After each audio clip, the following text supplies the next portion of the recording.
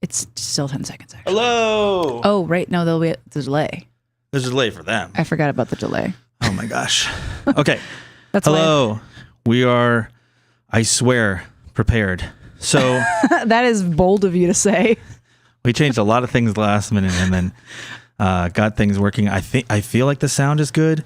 Let us know if the sound is good. I feel like I could be a touch hot, as the kids say in the biz. No, it's freezing. I have 2 types of jokes, Dylan. And then one of them are dad jokes. The other one is inappropriate to say on the air. Yeah. Well, we're going to hear them anyway. We are going to hear them. Okay, so then we got our setup. Hello to everyone. Hopefully you can hear me at this point. This is the first time we've been prepared enough to put the video up there, which actually Nicole did, and she was very scared that she was like going to go live like Friday randomly in the middle of the day. Which I don't think happened, and I think everything went well. I don't know if it happened, and if it did, don't tell me.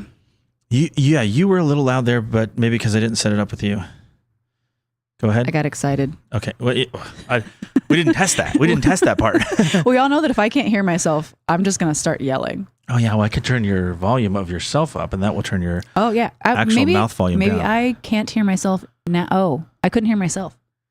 But you're better? Things are better? I think so. Okay, great.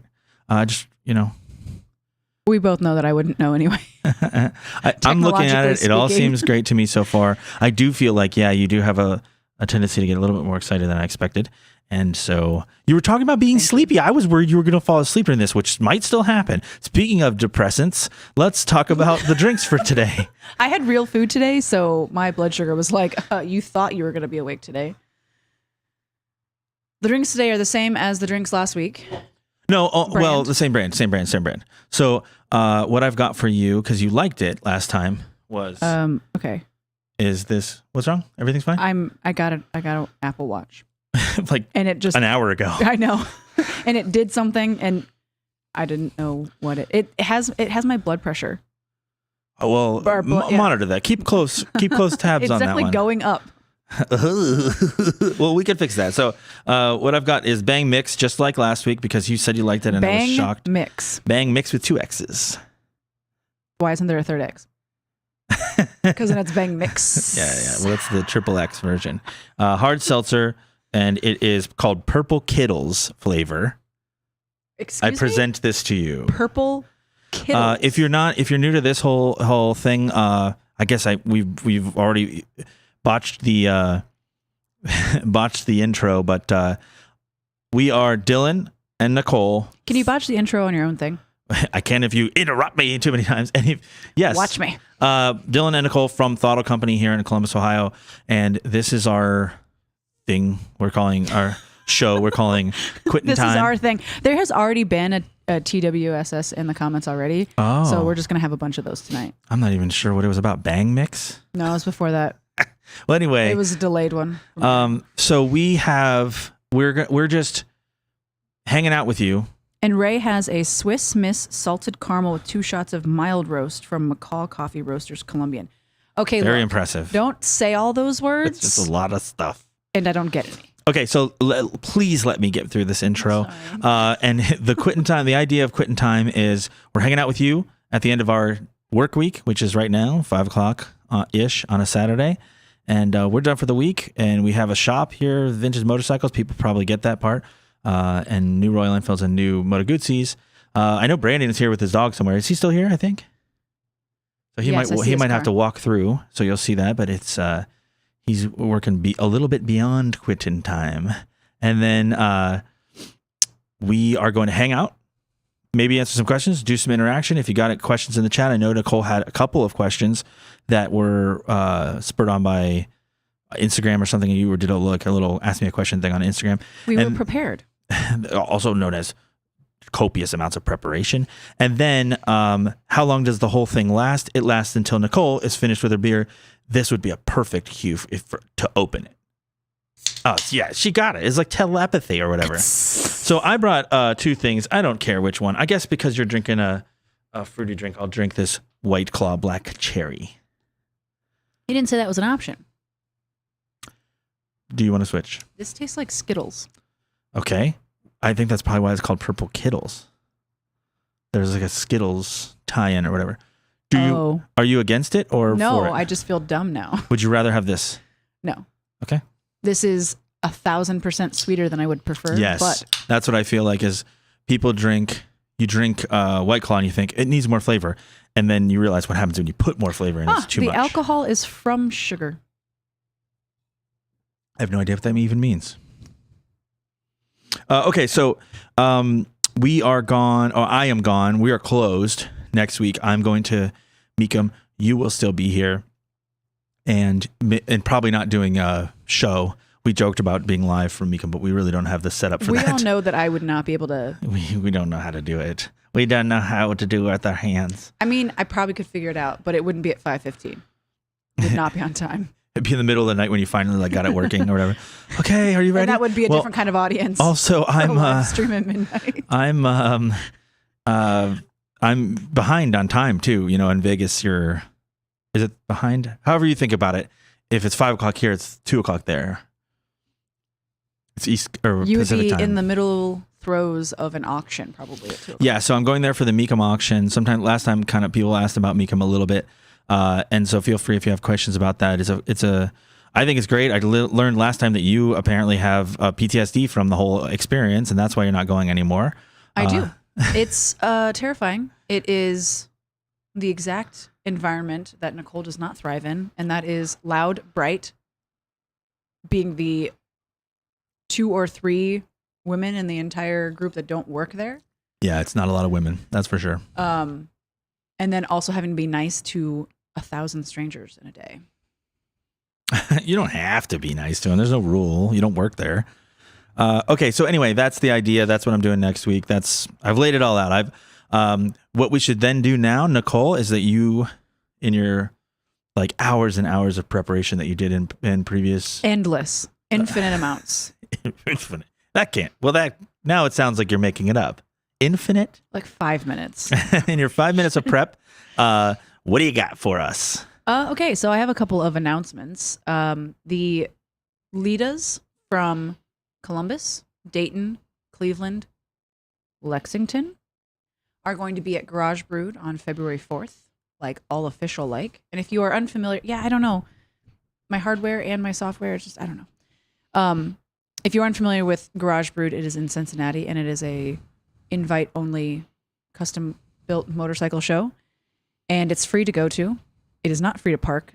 That'll be fun. But the Litas will be there prophesizing women riders, and it's a good show. You mean evangelizing? Are you gonna predict the future? Yes. Well, great. Yes, then absolutely. I don't know. So you are going to Garage Brewed with the Litas? This is an announcement for me. I told you. I thought we weren't sure. You weren't sure yet. Oh, it's sure. fine. I'm it's sure fine. now. It's fine. I am now sure. Okay. The other is Aaron actually filled out our questionnaire and asked a question about what things are going on at Throttle Company. I am actually working on that. Was what I worked on today and yesterday. Is what our spring, summer, and fall season event-wise is going to look like. What I know for sure is that Throttle Bike Night will be second Friday of the month, every month from April through October. In case that's hard to remember, the reason we do it that way, and we just talked about it obviously, but because we're technically in the Franklinton area of Columbus, which is the cool part, and they have a thing called Franklinton Fridays, which is the second Friday of every month. Every month for them, but for us, it's the good months weather-wise. So every second Friday of the month is our bike night. So come hang out. If you're planning on driving up from Kentucky, do it. We got a lot of people helping, but I'm on a podcast. It's actually not one of the things that can be tightened without tools at the current moment. It's not an easy. So continue to yell at me, please, because it bothers me too. Yeah, I don't know what else you could do. I guess you could try other configurations, but it'll make everything very loud or bouncy. We're just gonna get just do your best. Oprah Winfrey on it and just lean it on my chin. Do your best. Okay, the other question that we got was a question that we get a lot, and I am so prepared with an answer. As a Royal Enfield Himalayan owner, I will take personal offense if you disagree with my answer, but Someone said, what is the likelihood of the Hemi 450? Mhm. And is it worth boring out? The answer is a Himalayan 450 is in the pipeline. Absolutely. It will be Chances are water cooled. very good. Yes. There will never be a Himalayan 650 as far as any decisions as of right now. Here's how I like to say the Himalayan 650. Sorry to jump on you, but the 650 Himalayan was a thing that everybody was just desperately talking for a long time. They don't currently have plans to make that motorcycle. So I don't want to say something like there will never be a 650 Himalayan. What I mean is Royal Enfield is not currently trying to make one. Now, which is what who can say what the future is? News outlets try to imply. Yeah, that it is something that could happen. But that's why I said it the way I said it too, is that it will never happen oh, look. Yeah, it's a good idea. Good suggestion. Thunder Bear from last week. Okay, thank you. Because I'm like hunched over. Yeah, good idea. I didn't think about that. So as, like Dylan said, as currently decided and announced Royal Enfield plans out bikes 8 Many models years. ahead. Yeah, very far. So if they had plans to, and it's just going to be 5 years, we would potentially know. They would definitely know. Yeah. They have specifically said, we have no plans. Yeah, for the 650 that's Himalayan. the official word. The 450 Himalayan is confirmed-ish. Definitely not confirmed, but yes, if the most confirmed thing that has happened in the whole rumor mill was Sid Lal, who, if you follow him on Instagram, the only thing he ever talks about. I was just about to say, if you follow him on Instagram, do not expect much, because all you're going to get are bike announcements. Literally, the only thing he ever talks about is announcing like the Hunter or announcing the new model Super Meteor or whatever. And he one time posted testing Himalayan 450 in like water and stuff. So that doesn't mean we can take it as like they're definitely going to do it, but they have a working prototype that he is involved with. So by the time it makes it to him, it's thought about, it's considered. So anyway, I do feel like we can bet something like that will happen.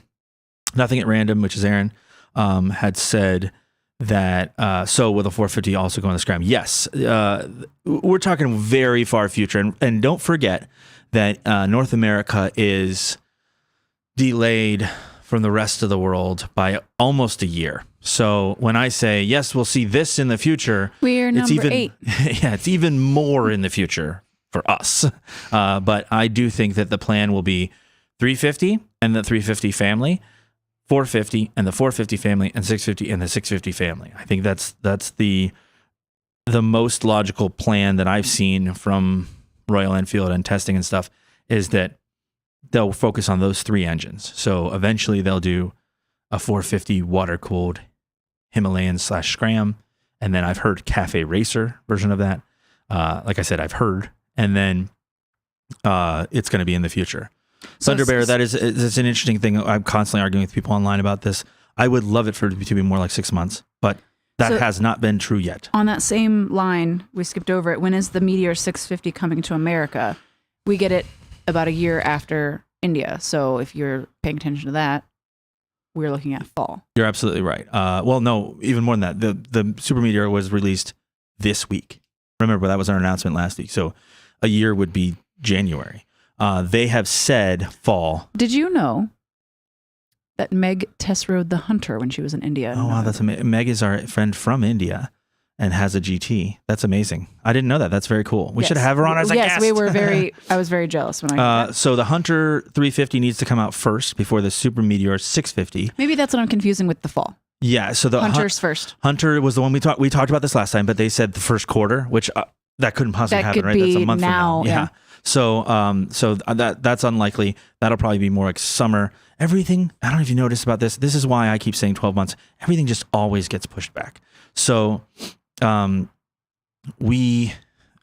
think that it will be the kind of thing that it'll be Hunter in the summer and Super Meteor.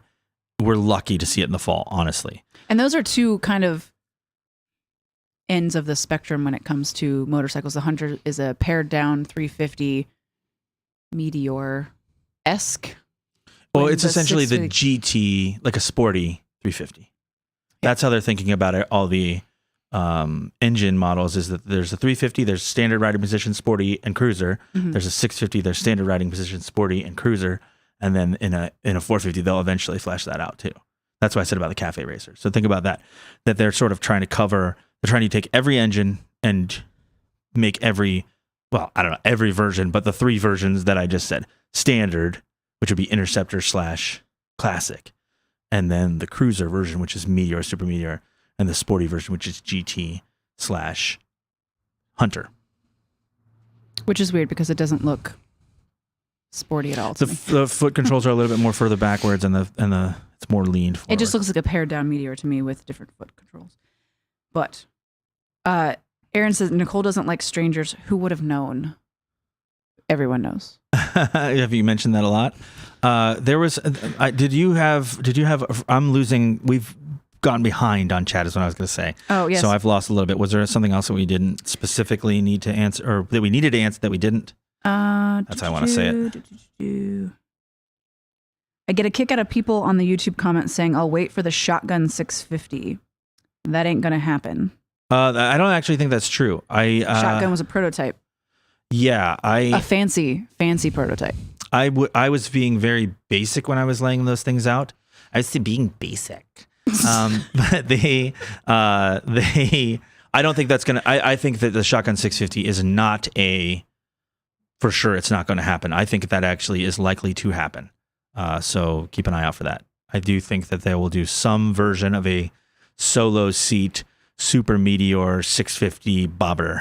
Oh, we're getting controversial in the comments. For the record, and this is not representative of Nicole or Throttle Company. These are the thoughts of Thunder Bear. For the record, can we just agree that the Moto Guzzi 850 destroys the Interceptor 650 in every way? Here's where I'm going to tell you you're wrong. Go ahead, sir. I'll take a break. Or ma'am. Whatever. It's a sir. I think we decided last time. I guess I don't know. I don't know who you are. I'm sorry. I do know that you're wrong. And here's why. Go ahead. I'm feeling real confrontational Tyler, today. We'll get back to that. They're not in the same lane for me. Oh, do you want more help on this? Because I do. Okay. I feel like they're not. I want to see what you have to say. They're not the same. And here's why.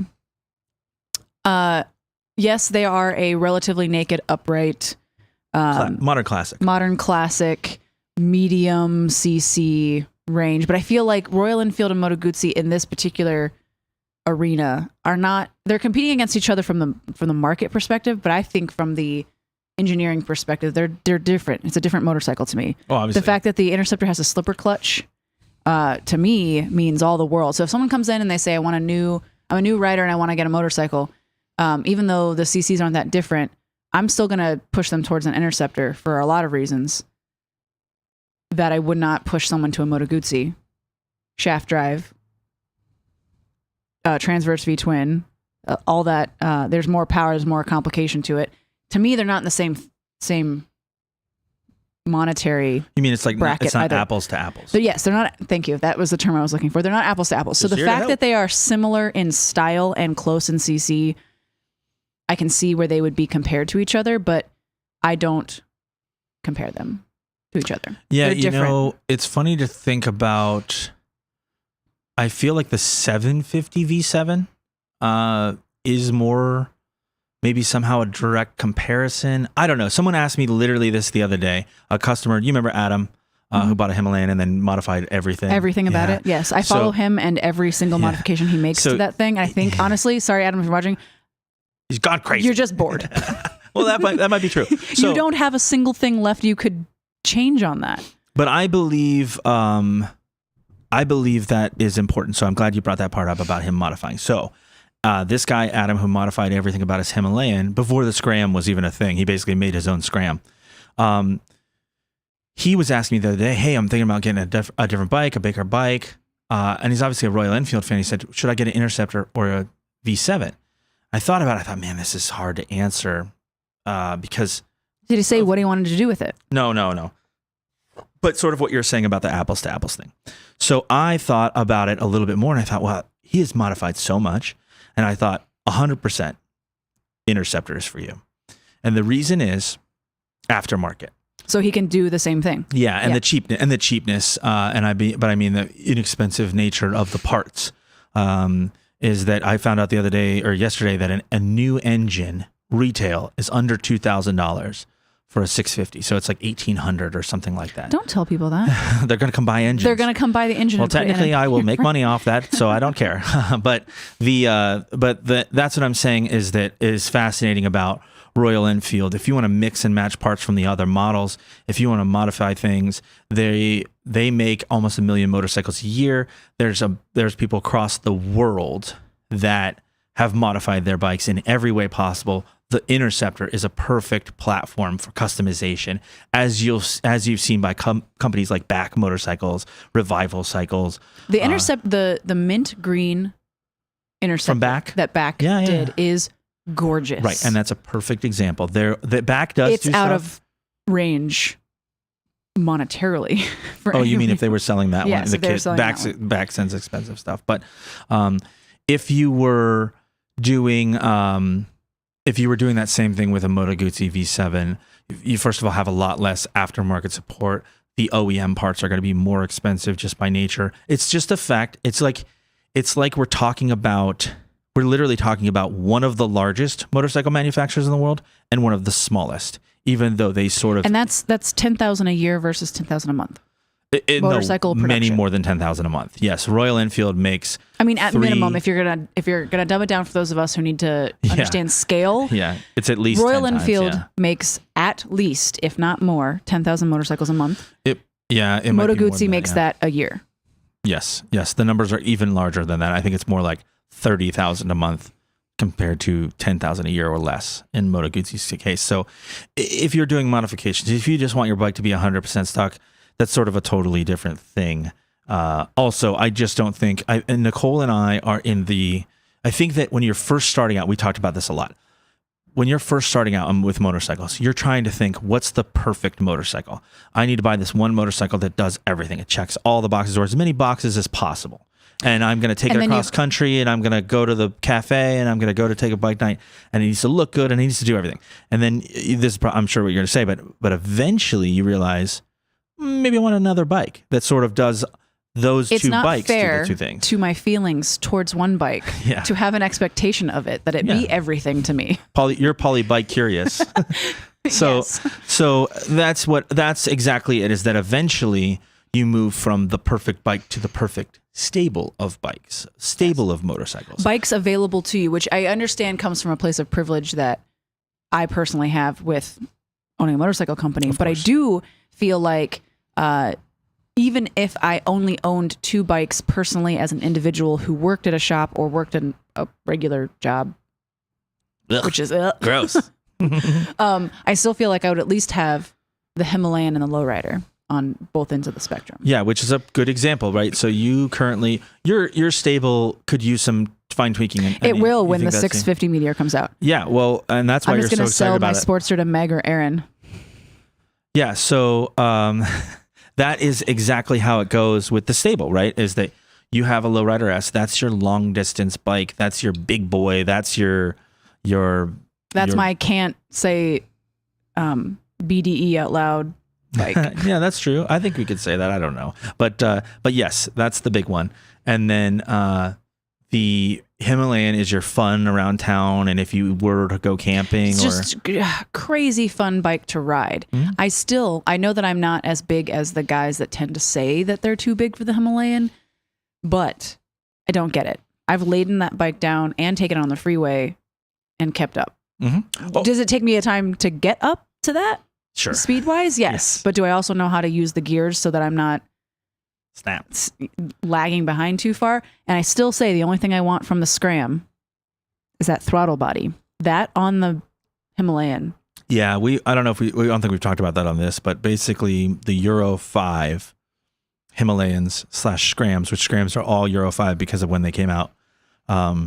They all have an improved throttle body, which is the computer and the throttle body are in one, so it's easy to tell at a glance, but it's from the 350s essentially. And it makes a better bike. It runs better. It gives me more of we've talked about this on here before.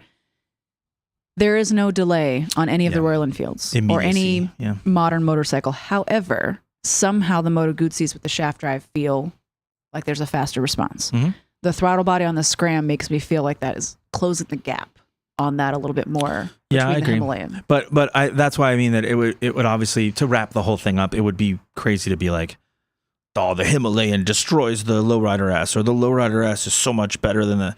I mean, they're just so different. The Himalayan is $5,000 and the Lowrider S is $18,000, and they're just totally different monsters. And that's kind of my point here, is that it's about creating the stable. Honestly, one of the biggest things for me is not even, I mean, the Lowrider weight is a lot more, but I don't really feel it because it's lower, but it's the gearing on the Lowrider that surprised me the most. Yeah. Honestly, it's over-geared. We talked about that too. If you're it's geared for 100 miles an hour in fifth gear. Yes. If you're in sixth gear and you are going 50 or lower, it's just plub, lugging along. Are you getting through this pretty quick? Yeah, maybe. Well, my first time taking that bike was immediately a week after I got it on a 1,000-mile trip on the freeway, trying to ride it like it was the Sportster. And it was like, excuse me, ma'am. Yeah. This is a Wendy's. Figure out your life. And it's a 1,800cc motorcycle. And 1868. Modern. Sorry, I forgot the 68. It is and it's extremely modern design, or mostly modern for Harley. So anyway. I rode with a friend the other day who has a lowrider as well. And they were, we were like cruising down, I don't know what it was, Gallipolis, Groveport, whatever area, where there's like some totally curvy roads where these semis will take these 35-mile-an-hour roads way faster than they should be. Mm-hmm. And I was just feeling, I barely got blown off the side just a little bit on the Sportster or the Himalayan. That's where I would feel that the most, where it's like, someone going 50 miles an hour going the other way, I'm going to feel that a lot more. That's what you're talking about, like the weight of the motorcycle. The weight of the motorcycle, yeah. Yep, for sure. Okay, so something else that was mentioned that we skipped, and it's literally at the very top of my chat, so it's about to go away. It did. So I was going to read it. What about the big bore on the Himalayan? That's what I was waiting for. What about the big bore on the current Himalayan? I don't think, with my limited knowledge of that, or putting in a new cam, is that the other option? Yeah, of course. So you could bore it out for what? 50? Not even 50 cc's? It's 460 something. Yeah, right. Isn't it? 468 big bore kit. So it's about 50 cc's additional. Yeah. That doesn't seem worth it to potentially screw everything up. Yeah. And then I don't know the point of the cam on that. Update. The point of you do know this, but I'm just spelling it out for the people, is that the point of putting a different cam in any engine really is you're just trying to get more air or air at a different point in the RPM range through the engine. With air comes fuel. So you're essentially just saying, I want the valves to open more or open for longer or overlap or whatever. So it's not going to have a dramatic increase, but it really could move your sweet spot, let's say, in the RPM range. So that would be a reason to do the cam, but it's not going to change the complete character of a motorcycle. Well, that's what I mean on this particular motorcycle. It doesn't sound like you're really getting enough. My definite answer, and I have ridden a big bore Himalayan that had a big bore and a different cam, and it's all from Hitchcock's as far as I understand, and then a different gearing. So they changed the gearing. In the same line of that, though, it's not bolt-on like it is on a lot of other ones. No. The amount of work to how much it is to bore it out and put the new cam on is not worth the increase in power delivery. I was getting to it, but basically I'm saying don't do it. Yeah, I'm saying it's not worth it, don't do it, of course. And you're saying that it's not bolt-on, and that's exactly why. I think people are used to this big bore thing with Harleys, with Sportsters especially. We talk about this a lot. You can literally just buy new cylinders for a Sportster 883 and bolt them on, and you don't need to be a machinist. You don't need literally bolt them on, bolt the new head on. Take your old ones off. That's a little bit involved, but it doesn't require special tools or machines, or you don't have to be an engine builder to do that. And then you just bolt on a new one, and lo and behold, you have crazy displacement over what you used to have. So despite the fact that the Harley stage 1 stuff is very expensive, it's not in the scheme of doing this kind of improvement is not technically all that difficult. Essentially, the hard work is already being done. That's what they're selling you, is just the ready-to-go kit. That does not exist for the Himalayan as much, and I have heard of people doing, what have they done? Like Hitchcock's, I think, has a thing where basically you send in your cylinder, and they'll send you one that's already been done. But I think that's how they're doing it. But anyway, it's not quite there yet with the Harley stuff. And like I said, having ridden one, it did not seem worth it to me. You're talking about a $5,000 motorcycle, and you're talking about putting 50 in cc's increase and putting in like $1,500 minimum, probably, when you're all said and done, and you're going to do this and you're going to do this, and it could be $2,500. It was like $2,500 to $3,000 for crazy. The labor. No, on that. I would not, knowing the numbers, I wouldn't even think about it. I would never think about it. And I feel like the bikes actually run fantastic the way they are. If you understand what they are, don't try to make it what it isn't. If that's the case, get a different motorcycle. You know what I mean? If you really need 650, if you really need to go on the highway, get something else. I know Rayburn Stockinger is talking to this because he's a big Himalayan guy. Did I tell you the funny story? Yeah, I did tell it last time about Ray's how bike people were sharing has it. So much on it that has nothing. I mean, I don't know of nothing, but not a lot to do with the engine. But like, it doesn't look like a Himalayan at first glance. Yeah. There's an accessory fuel cell on the back. Yeah, auxiliary fuel cell. Right. Did I say auxiliary? Auxiliary. So many like fog lights, and I not to give away his business, but like, you're doing fire rescue with that? No, I think last time he said that he corrected you and said he wasn't doing that. But yeah, he was. He uses it. And so he basically built the bike. Somebody made fun of my Himalayan in the corner for being dirty. That's crazy. I'm sorry, I ride it and it One gets day dirty. It was nice weather, but still kind of wet from snow melting, and you rode it. So that will get a bike dirty. Are you getting low? Are you almost out? Do you want another one? I don't know. I might as well just open that Yingling and just. I could grab something. Do I have something else? I have one more of these. Okay. Do you want one of these? Aaron, I will look Extended at you in that tone of voice. bonus episode. I will look at you that tone of voice, and you will like it. So.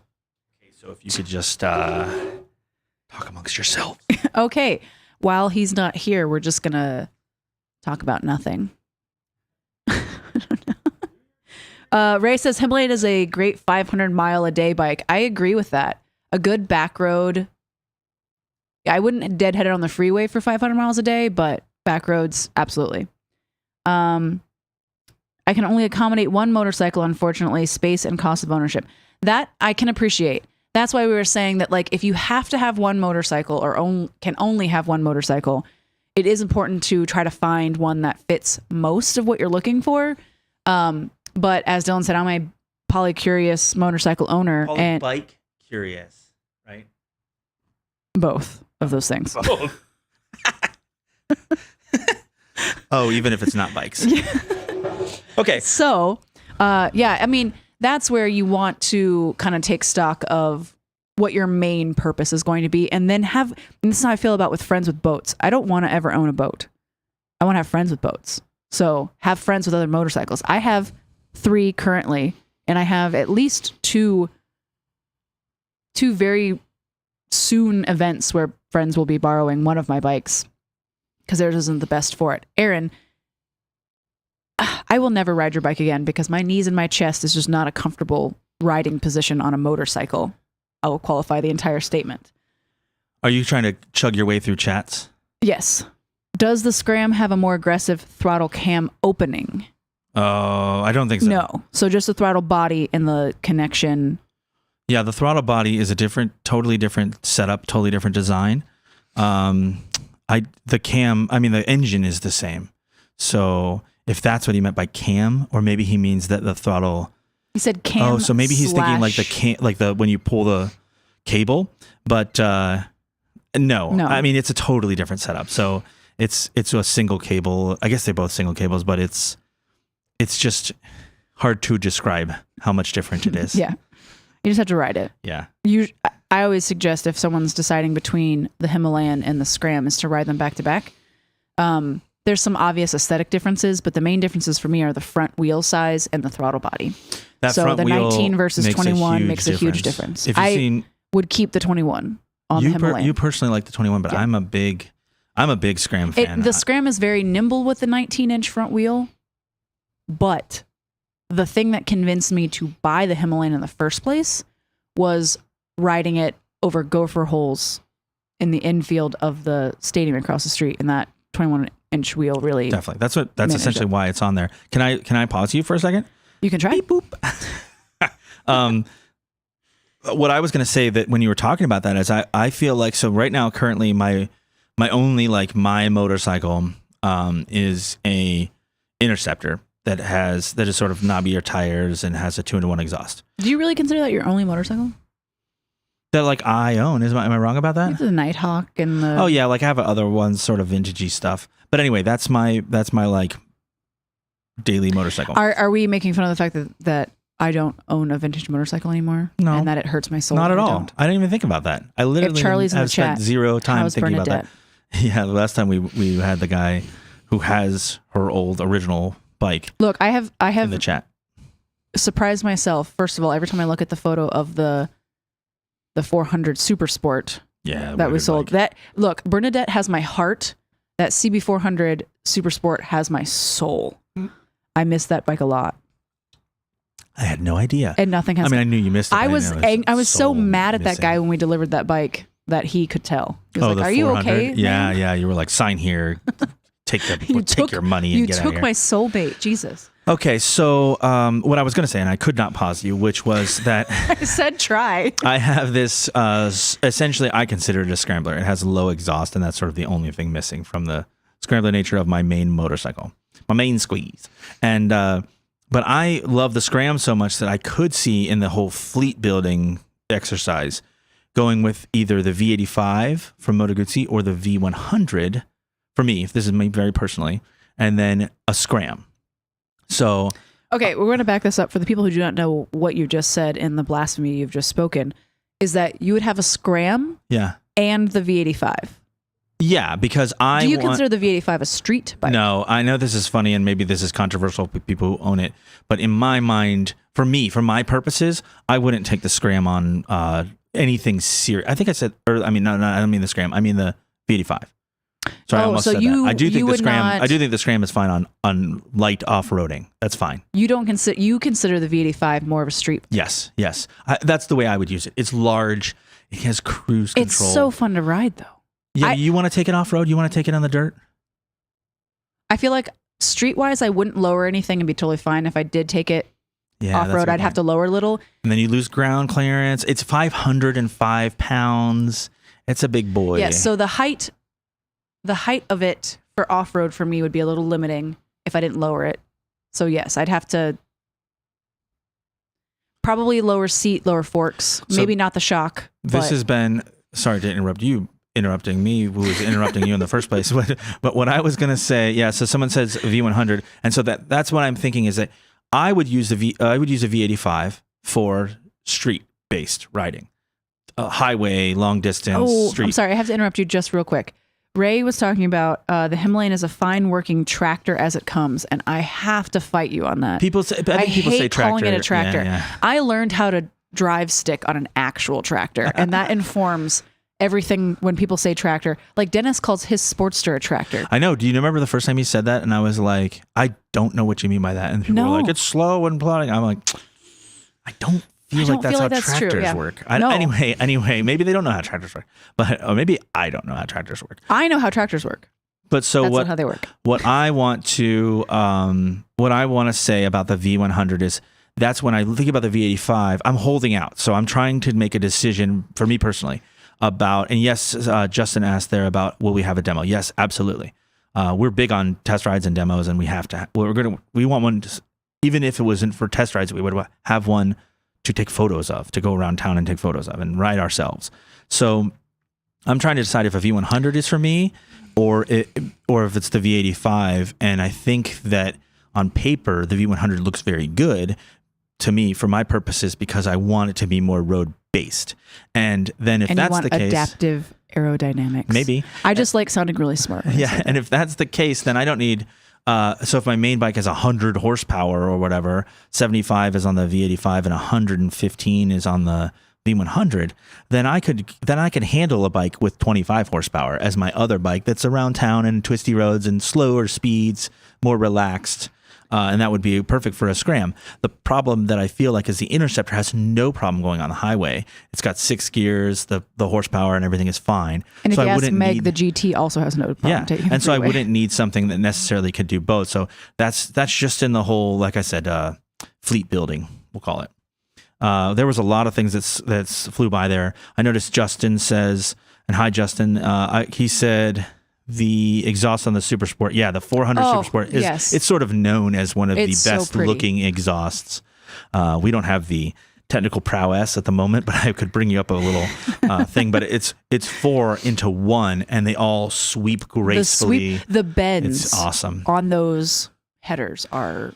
It's very cool. So that would be a CB 400, I guess F if you're looking it up. So that's the 75, CB 400 F Super Sport. 75, 76, 77, 78. And the one I'm specifically talking about was the blue one. Little boy blue. Anyway, Aaron says the riding position of the Rebel and the Lowrider is very similar, and I will cut you for that. She disagrees. Sir. I have ridden your bike. You have not ridden mine. You have ridden a Lowrider. I think he did a test ride, he said. They're not the same. I have short legs, and the Lowrider position is perfect for me. And I'm short even on your bike, and my knees are in my chest. We're just going to say that. I'm not dogging your bike, but they are not the same. They're not even similar. A Scram could be a dedicated twisty road machine. You could put that on a parallel motorcycle rack on the back of a trailer hitch on an SUV. Yeah. Lighten it up. It's already pretty it's like light. 440 wet. Maybe it's a little lower than that because I think they lost some weight when it goes from Himalayan to Scram. If that's it's like 30 pounds. Yeah. Yeah. Well, so I'm going off the Himalayan, so it is less. So it's like 410. And so it has a 19 front and a 17 rear. Those are good sizes for street bike tires, and you could put some real sticky tires on that, and it would be very fun. I just mean you could very, very cheaply trailer hitch. Yeah, transport a Scram pretty much anywhere. That's where your mind always goes. I want to put it on the back of my car. Yeah, and I want to drive to Arizona or whatever and explore. If I'm not actively riding a bike that I can deadhead on the freeway, I want to know how small is it that I could put it on the back of an SUV and take it around town, take it out on the town, take it wherever I want. Nicole is picky, but it's funny because he said people have been having so many on their own conversations. I'm not saying anything negatively about it, but it's hard to keep up and decide when to jump in. So I'm only kind of reacting to the latest thing, which I appreciate. That is the whole point of this. We're hanging out.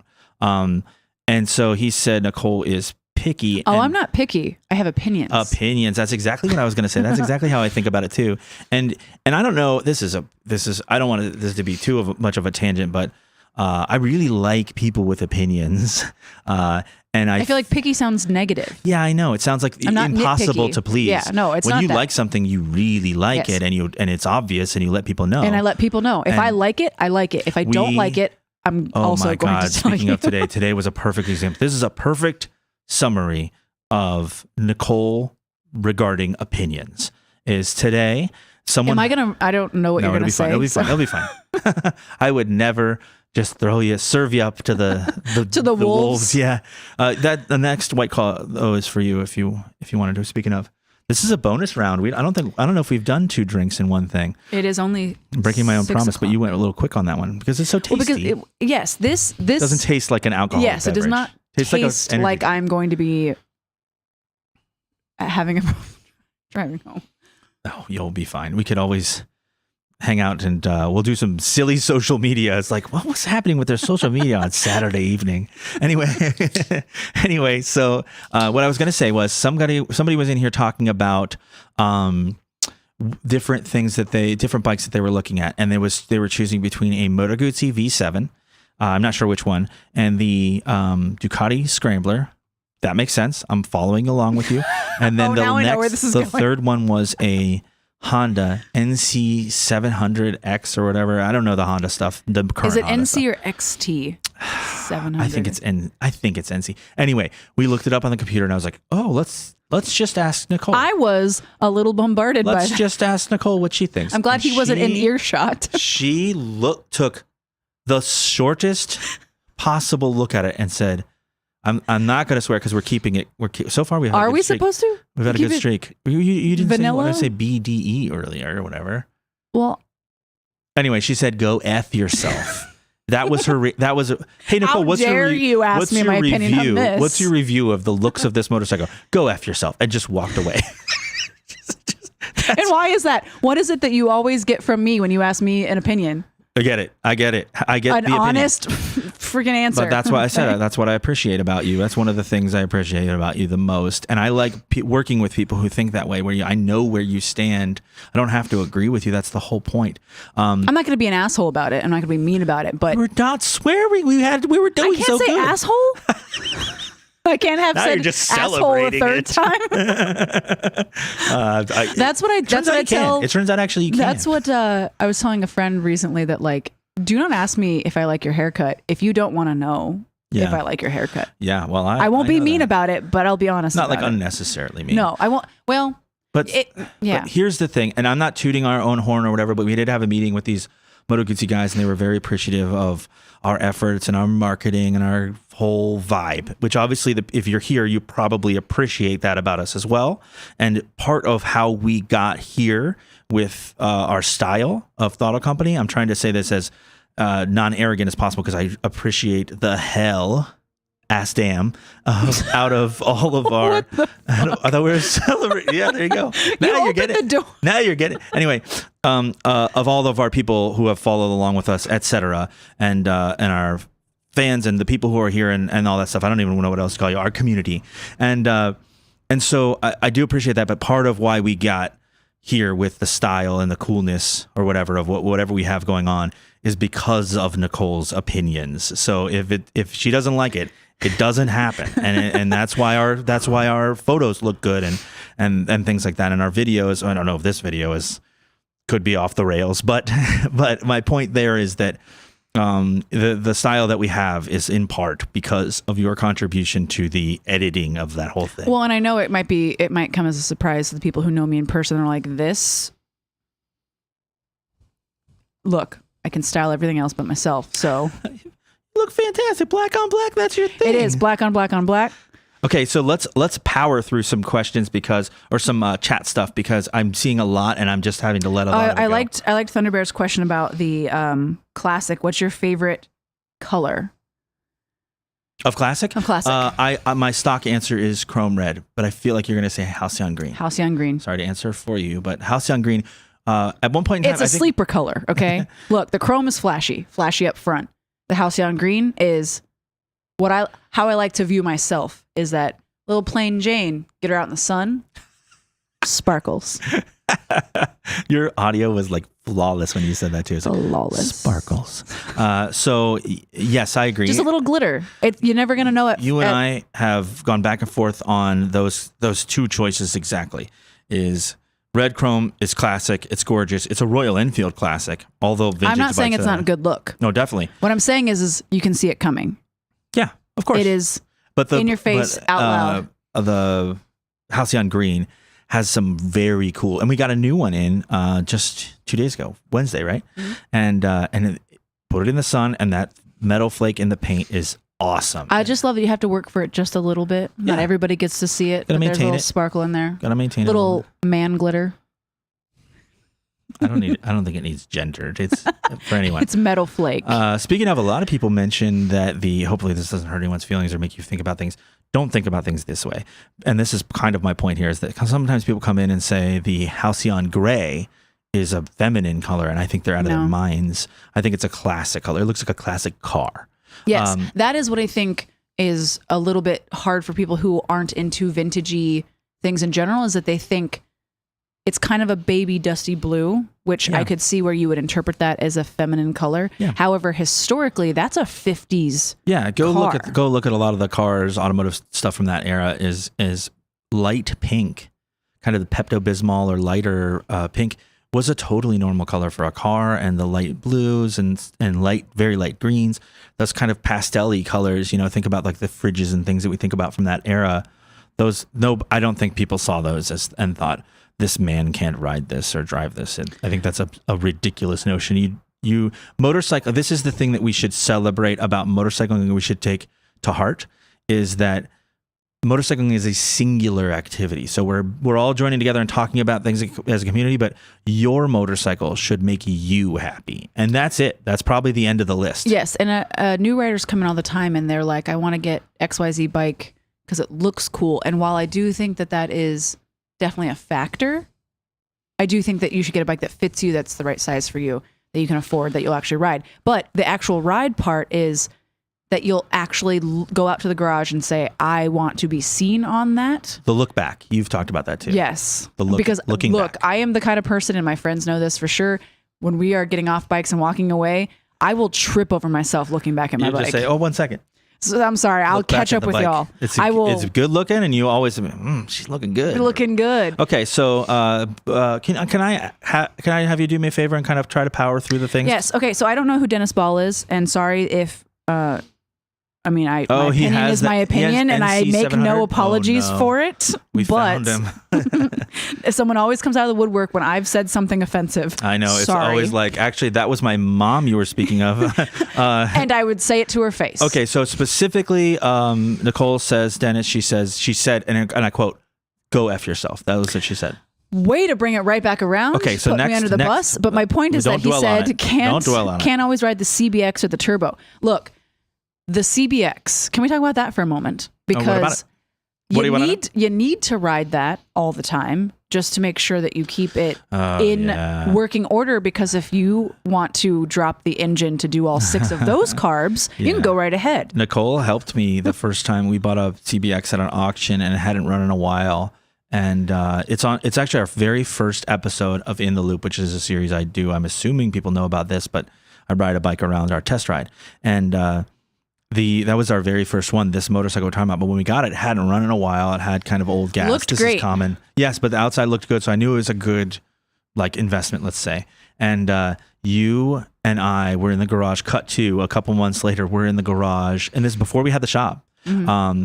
And I was reading the manual for this thing in disbelief. And they said, how do you get the carbs out? And I was like, I cannot figure out how to finagle them out of there.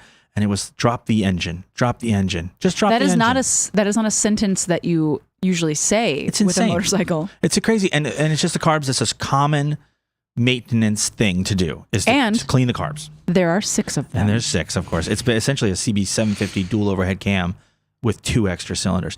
Anyway, that's a car engine on a motorcycle frame. It kind of is. It's a straight 6. That's what a Jeep has. So your Jeep has. It is what my Jeep has. Is Kickstands and Coffee returning this year? Coffee Guy Rides. Hey, what's up? Absolutely. You're late, friend. What? Absolutely. Well, I'm assuming that you have just joined us. I don't know. You could have been there the whole time. Yes, but I haven't figured out if I will be suffering through 9 a.m. Saturdays again. Yeah, there was some grumblings around the shop. It's not actually between you and I. We've decided what's good for the shop, and we'll do it. That's obvious. Technically has been the rule amongst us, the 2 of us in the past. But we haven't quite decided if it will stay at 9 or be at 10. Maybe Aaron's been begging me to ask you a question, so maybe you could weigh in on what you think. But is 9 a.m. too early? Is it not early? Is it not worth it? We have our dedicated 9 a.m.ers. I know. However, and I do feel like our hours are so, let's say, late the rest of the time that if we open at 9 a.m. on a Saturday, there are some real early people out there. I'm not one of them. It's not about 9 a.m. 9 a.m. does not sound that early on a Saturday. What it is that we have to be here before that. Yeah, and to set up and stuff like that. And sometimes we're riding in, so we can you carry stuff? Can you bring donuts or whatever? So anyway, we're trying to work out the details of the start time, but absolutely, Kickstands and Coffee has been great. I really enjoyed it. I feel like we made a lot of friends. I feel like I can goof off on a Saturday and not feel guilty about it because of Kickstands. Next thing you know, it's 5 o'clock. Time to go home. Time to go home. It's probably 6 o'clock in the summer, but not gonna lie though, bike night the night before, leaving at 11 o'clock. Yeah, that second Friday of the month into the Saturday early is tough for us because sometimes what is that to say though is we have a good community that wants to hang out. I know. There have been times when we've been here till almost midnight, maybe midnight. Remember that time we were staying extra late and we were like, we gotta go. And Ronnie was here, and he was like, okay, I'll see you guys later. And he had an old Goldwing, and he goes and he comes back and he's, guys, it won't start. And we're like, oh no. So luckily, I was just things. like, we tried a little bit of troubleshooting. I was like, look, it's getting late, man. It's not a big deal. So we just pushed it in. And I let him borrow my bike for the day or for the night, and he brought it back. And he like, I think he might have polished the thing. He gave me like a full tank of gas. But I have never been more proud of the people here that we loaded that Goldwing in the back of a short bed truck. My God, he was so confident, but we were like, dude, we're gonna drop this thing. It's gigantic. And his friend came, and his friend was like, I don't know, man. It was nuts. But we did it, and it worked. It was very impressive. Ronnie, fantastic. We've had harder times loading smaller bikes on a better ramp than that Goldwing. There was a lot of places to grab, though. It had like bars and stuff. I don't want to know. I don't want to know. Okay, so lightning round us. Oh, okay. Ray said if they don't look back at you when they're walking away, there is no love. That is correct. And believe me, everything. I will literally trip over anything and everything looking back at my bike walking away. Beth and Gina independently, respectfully, have had to drag me away from my bike. That's very funny. I like that. That's hilarious.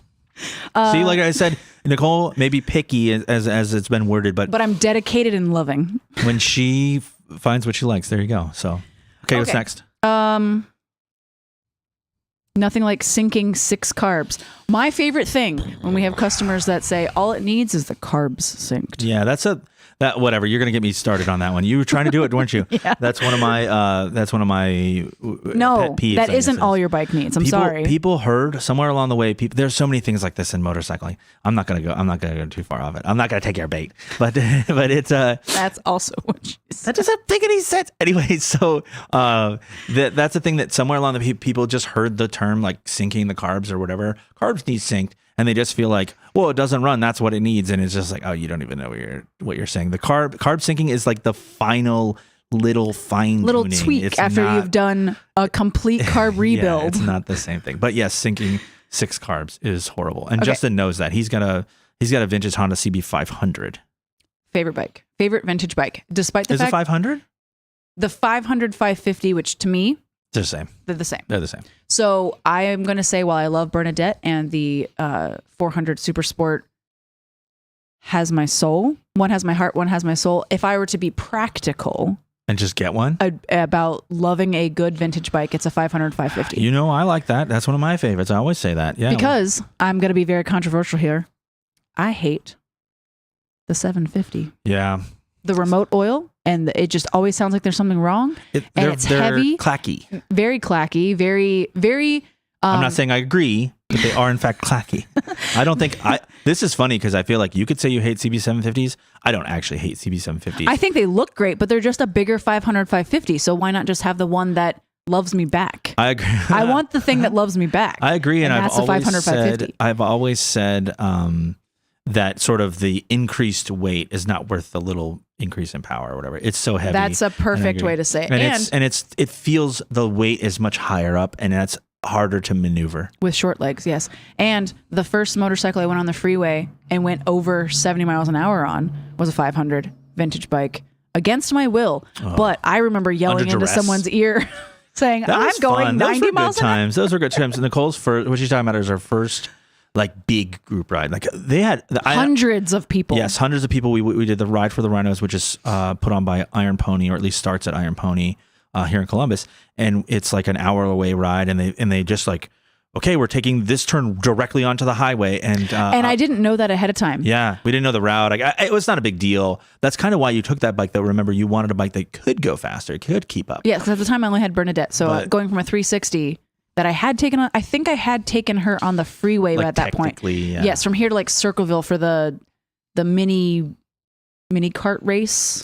Oh yeah, we went. That was terrifying because that bike is only 300 pounds. Yeah, plus me is not enough weight to not be blown around on the freeway. Yeah, on a CB360, you do feel tossed around. Yeah, and you say that you never noticed this, but I guarantee the people in the chat would be like, "Yes, we know what you're talking about." With the tire tread being parallel with I do notice that. I don't, for some reason, I don't notice this as much as other people. What you're talking about is people call this tram lining, or like when your tire follows those snakes on the road, you know, the tar snakes. Not even the snakes. I mean the bridge. Yes, groove. Anything that's whatever you call like direction of travel, the grooves in the direction of travel. Now, I do notice that none of the modern treads on tires really do that.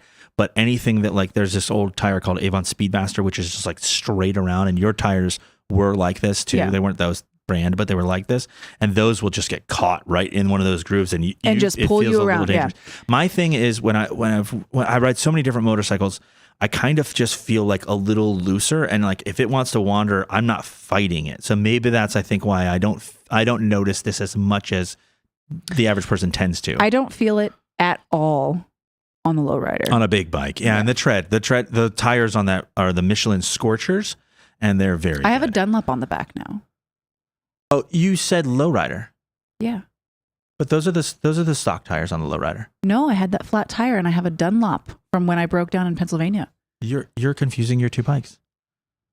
I had Shinko. Oh, I am. We plugged that one. I have the Dunlop on the I know what Sportster. you're talking about, and I'm pretty sure I'm The Dunlop saying is it on right. the Sportster. Yeah. Then that's which fine. did have the same problem. Yeah, that's a D404. Yeah. Okay. Man, once you know tires, when we first started this business, I was like, I know a couple of tires, but now it's just like, So I know that tire. I had Shinkos on the Sportster, killed them twice. Yeah. And then had to get the Dunlop. I think those are great tires, and that's actually what Beth has on hers. Here's the difference. We put a bunch of those on the same week, and then you had a flat tire.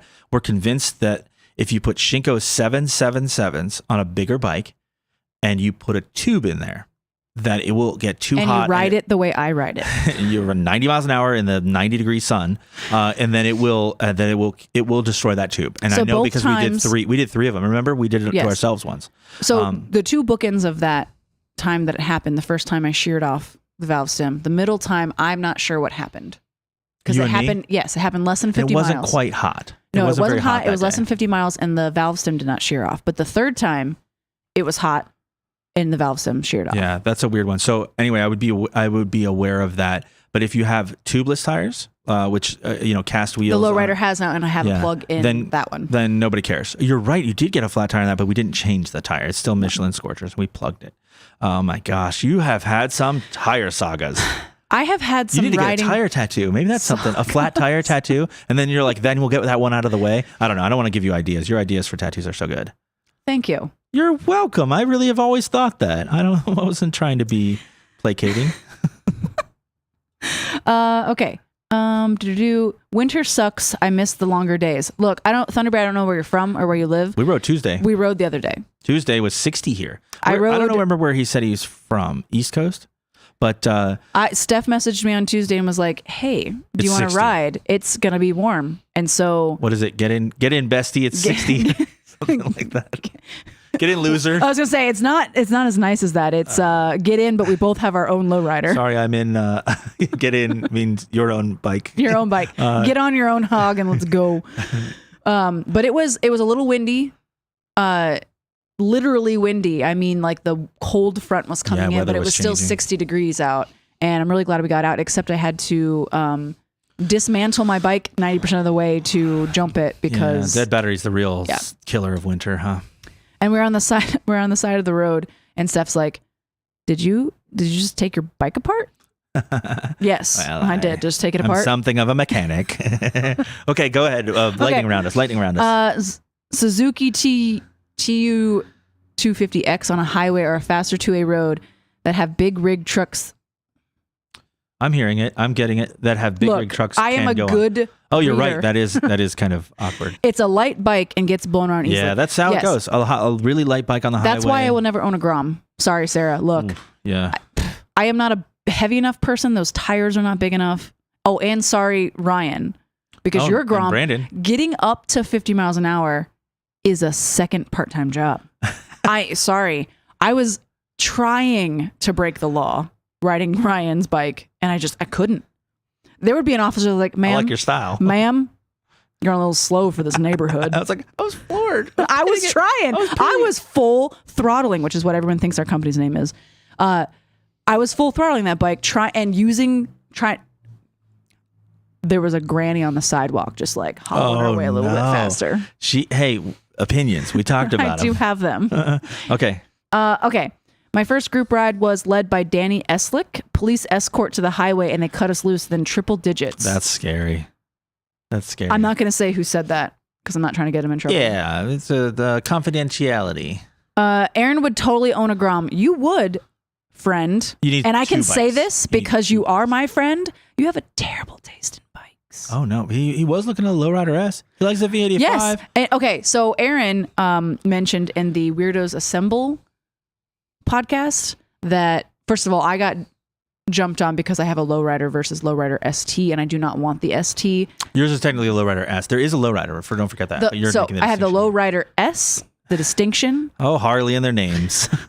Mine is upside down forks, all the fun things without the annoying plain fairing, which is my big problem with the fairing on the lowrider ST. Yes, you don't like that fairing. I do not, but I do like my new windshield.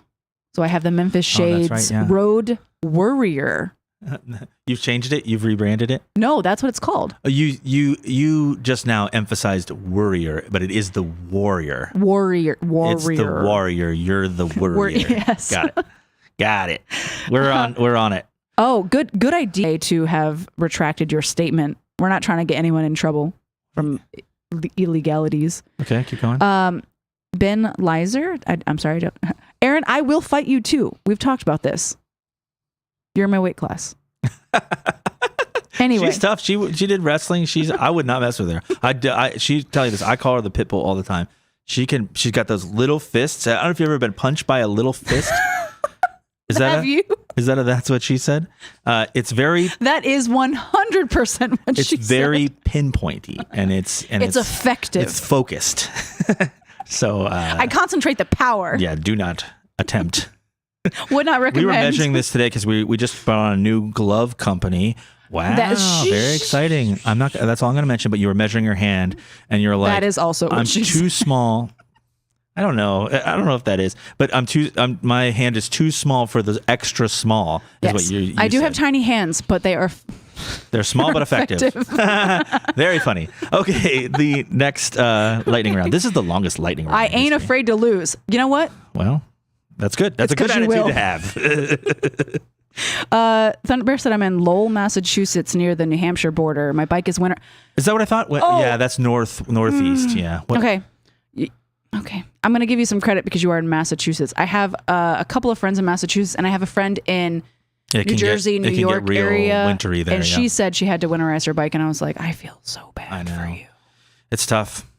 Where we are, and I don't know if people are that familiar with sort of the geography of Ohio, but Columbus is dead center. Cleveland and Columbus are only 2.5 hours away, and the weather can be completely different. Cleveland can lake be effect. Like in the dead of winter. Yes, lake effect snow is what they usually call it or whatever. And we're just like, Columbus it's actually not that bad here. Is a heat island. Yeah, due to the topography. Island boy. You don't know this one? No. It's a meme. I'll show it to you later. My bike is winterized in hibernation till the end of March, beginning of April. Sorry, let's all have a moment of silence. Jesus, It's bad. I mean, it's not an everyday ride situation down here, but you do not winterize your bike We rode Tuesday and Thursday. Very likelihood that you will get to ride. I have some insulated overalls that I wear when it's like a little bit too cold, and some winter gloves. Mm-hmm. Heated grips if I'm feeling fancy, but winterizing your bike. I don't think I ever even winterized the 360. What's the thumbs up? The Island Boy thing. Did Dylan just do the Island? Look, we were talking about it last night. Am I dumb? I will show it to you. I'll catch her up, everyone. Everyone who already knows, obviously everyone knows. There's these two twins and they're idiots, and then they I think they're called the Island Boys, and they are just jerks, and they have all the face tattoos, and they look like stupid like celery kids. I appreciate that you think that helps me know what you're talking about. You and I have seen them before. They're really dumb, but they also were on a motorcycle, and they were like doing like a improvised rap about a motorcycle, so it gets shared around motorcycle groups constantly. I'll show it to you. Okay. Someone was asking about, it was Ben, was asking about my interceptor. So finish is an interesting word to use. That's what she said, Nicole. That is what she said. But the it has been the same for a long period of time. Can you remind me what he said there? Because everything just goes away just as I want to talk about it. About the winterizing? No, he was asking about my bike. Did you finish the interceptor screen? Oh yeah, now I get it. I was wondering where you were going to. So it has not changed in a long time. Also, were those Shinkos tubeless? No. So those Shinkos were tubeless type. They could have Right, been, but they my could be. bike, my Sportster is spoked. Oh no, I thought we were talking about mine. Is he talking about Ben? Interceptor? Are you talking about the? I think he's talking about the Interceptor. Anyway, they do have tubes in them because the Interceptor has a spoked. Well, it's wheel. the same answer no matter what. Those tires are tubeless type. Yes, but both the Interceptor and my Sportster would need tubes. In this case, these are Shinko 700s. I actually feel like certain sizes, and I think the size I have might be tube only.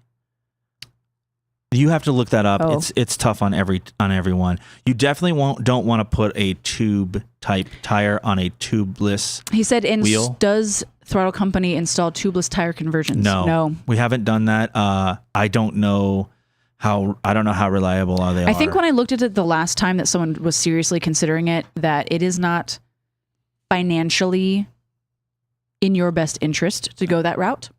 I'm saying that answer. I'm saying that as nicely as I can. What it would be if you have an Interceptor or if you have a twin, that at some point I do not officially as a representative of Throttle Company have the answer to this, but as a personal researcher, I would say that once and if Royal Enfield comes out with a tubeless version of the wheel, that you should upgrade that. I actually instead. think that is what they're going to do. I think Royal Enfield, the number one complaint in India because of the condition of the roads is that they want a tubeless tire, a cast wheel. And so I think that that's in the plans. Yeah, especially now that there's the meter out where it's a little bit more, you have to change your rotors and your...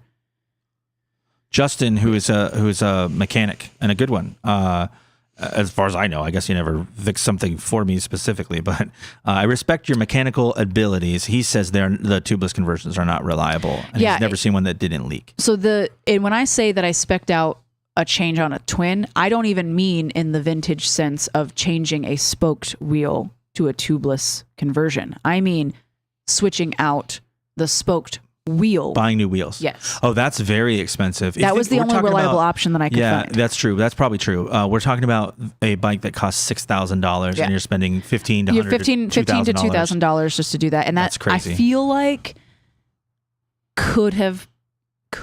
Oh, Meg informed me that I've been saying seat tires wrong. It's Seat.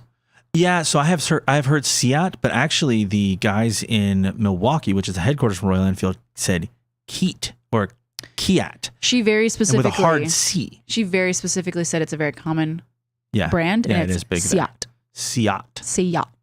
Okay, I like that. Meg's from India. And if I'm currently saying it wrong even then, it's better than saying seat, because that has always sounded very weird to me. I still typically call it seat, but it's like Givy. Is it Givy or is it GV? It's tough to get. I think Givy is acceptable. Panniers rather than panniers or whatever. So anyway, we do our best here with our. That's why I say saddlebags. Stupid Americans. Aaron asks, what does one do to winterize a bike? I think it depends on how I've answered this for a couple of friends. It depends on how likely you are to bring it out of winterization. Okay, so what if you're like our friend in New Hampshire? So he said, I'm not going to ride it until April. What if would you do? If you're like, I'm putting this in an offsite storage, I would pull the battery, fill the gas tank with stabilizer, put the battery on a tender inside if you don't have a temperature controlled. What kind of bike? Look how proud you are of it. It's like my own words. No, what else? I guess it also depends on if you're talking about a modern bike. If you're talking about a vintage versus modern bike, because I would also empty the carbs and the fuel lines. Perfect answer. On a vintage bike. Someone says, he says fog the engine. That's sort of debatable. You know what I have heard that is interesting? I would plug the exhaust, and this is why. Norton full of corn. Yeah, we've seen a couple of these. A couple of rodents is what she's talking about. So maybe even plug the valve intake, because that's the only way that could have happened. No. So that was all the way. So what she's talking about is we found a pound of corn, like kernels of corn. And this guy had a farm, and his Norton sat for years. But the exhaust is basically straight through a tube, and the guy mouse had crawled up and made a nest and was like storing food all the way up against the exhaust valve. So it's like curls all the way up on the engine, and then there was kernels of corn inside the cylinder, so it had to got past the exhaust valve, which was just happened to be stopped. The bike was stopped with the exhaust valve open. So I think that's Which you could kind of maybe No, I don't think you could plan get it. top dead. That would be a little crazy. That's an Maybe. interesting idea, and I appreciate your being aware of how engines work, but I think that's going too far. I even think changing the oil is going too far, but I have heard the logic behind it. Basically, oil, as it is exposed to the explosions of an engine and the heat, will break down and sometimes can also become acidic, and it can lead to rust.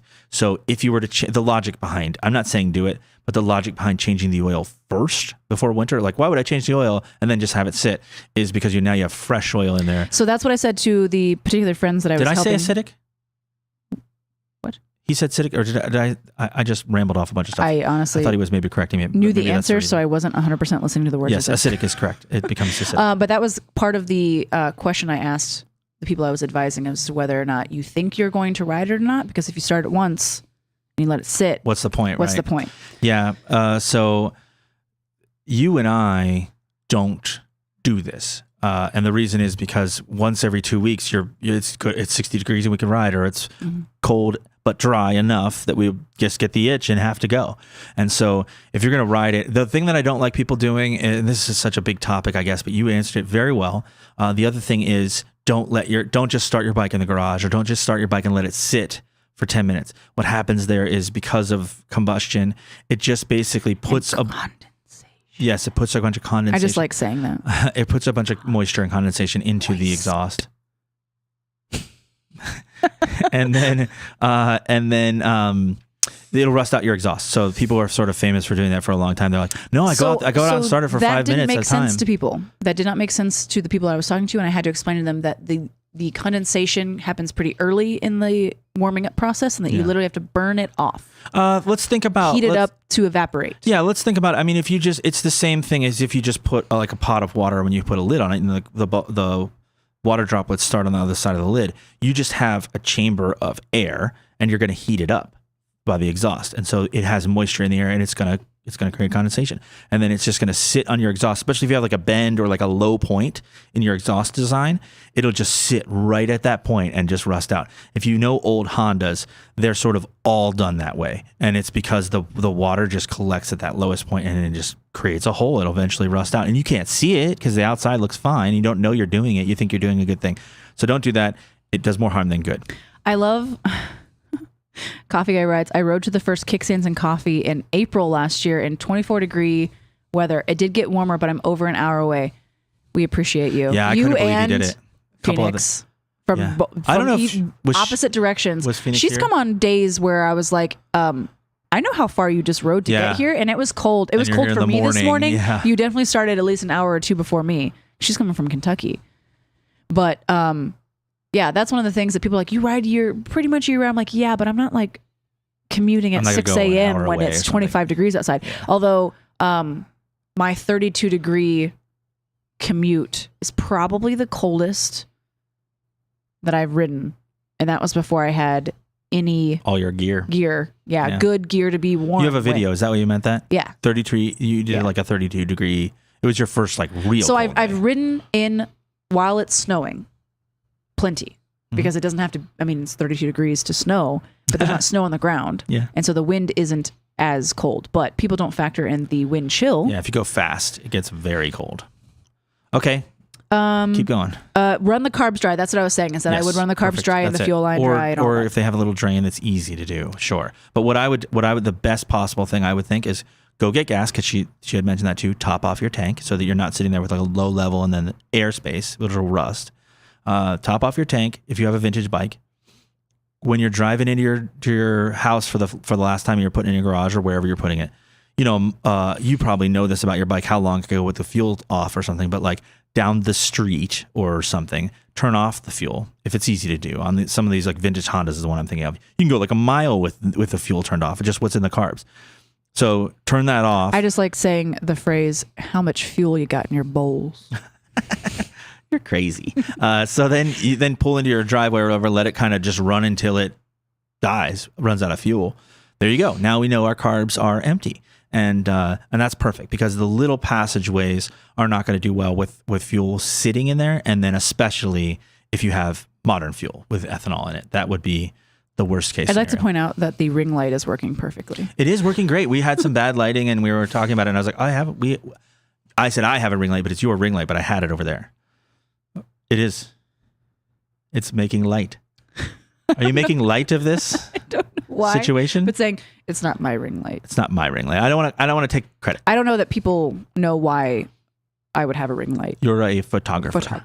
A fantastic photographer. I've been seeing some of your photography around the internet and it's great. It's of motorcycles, guys. Cool. Calm down. I was definitely thinking the stuff that I don't put on the internet, thinking, oh no, did I put something on? Oh no, I would not. This is not how I would tell you. Aaron, your calculation is too simplistic, and I'm kind of a weirdo about this. I use a chart every single time. I did. Look, the scientist in me is like, look, how fast are we going? How far are we going? How did I say fast already? Look, this is 1.5 drinks. Seafoam, I put it in the gas in the winter. I thought you were you gonna get mad about the. Oh yeah, sorry. You were mad at Aaron. Go back to it. Aaron, don't worry, I got it. She was mad at you, and no, it depends on how fast you're going and the temperature, and you calculate a wind chill factor, and it is. You are the wind. In this case, I mean, you're creating the wind. You know what I mean? I'm just being silly. Yes, not necessarily. I don't know. Oh, you're right. If there was in fact other wind. Yes, I don't now know you're if that very really. Science-y. I don't know if that factors in even additional. If there's a wind chill factor already in play, and then you are also the wind. Look, Aaron, we're going to talk about this. He says he thought he got away. No, don't worry. I forgot. I didn't forget. Threw me under the bus when I thought I got away. You said you wanted to fight. This is what happens. Let's fight. I'm feeling squirrely. Ray said seafoam. I put it in the gas in the winter. That's a fine idea. I think seafoam is fine for cleaning that kind of thing out. I feel like they make different products. That's the first tank after the. There's a lot of different reasons. Yeah. Or that's not a bad one to clean it out too. I think that's a fine thing for stabilization. People have used it. Stabil, Stabil. We sell, and I think that works pretty well. There's a lot of different fuel stabilizations, especially if it's ethanol. That's something to consider. Thunder Bear asked a real fun question that I know you will have very strong opinions about. Oh. Is replacing the brake fluid hard to do? I'm dreading trying to do it. Oh, here's how you do it. Do you love your life? Yeah, it is the thing that stops you. Here's how you do it. And even on a bike with ABS, this is how you do it. It's really not as hard as it might sound. Okay, sorry to point out, but there is a car mover. Yeah. Is that a 60s Corvette that I'm seeing in the dark, or am I that blind? I can't see the reflection. Is crazy too strong. I have no idea. Just imagine it was, and then enjoy it. Okay. Yeah. Then it was a really good looking 60s Corvette. Beautiful. So what I was going to say, the brake fluid. Here's how you do it. Especially if it looks bad. And are you about to explain how you do it by yourself, or if you do it with other people? No, I'm saying specifically, this is how I recommend to you do it in your own garage, is just get the brake fluid, get 2 of them, the little ones, they're $5, and make sure it's the same fluid. There's a big difference between .3/4 and .5. So make sure it's compatible. He has a Moto Guzzi, so it's .4.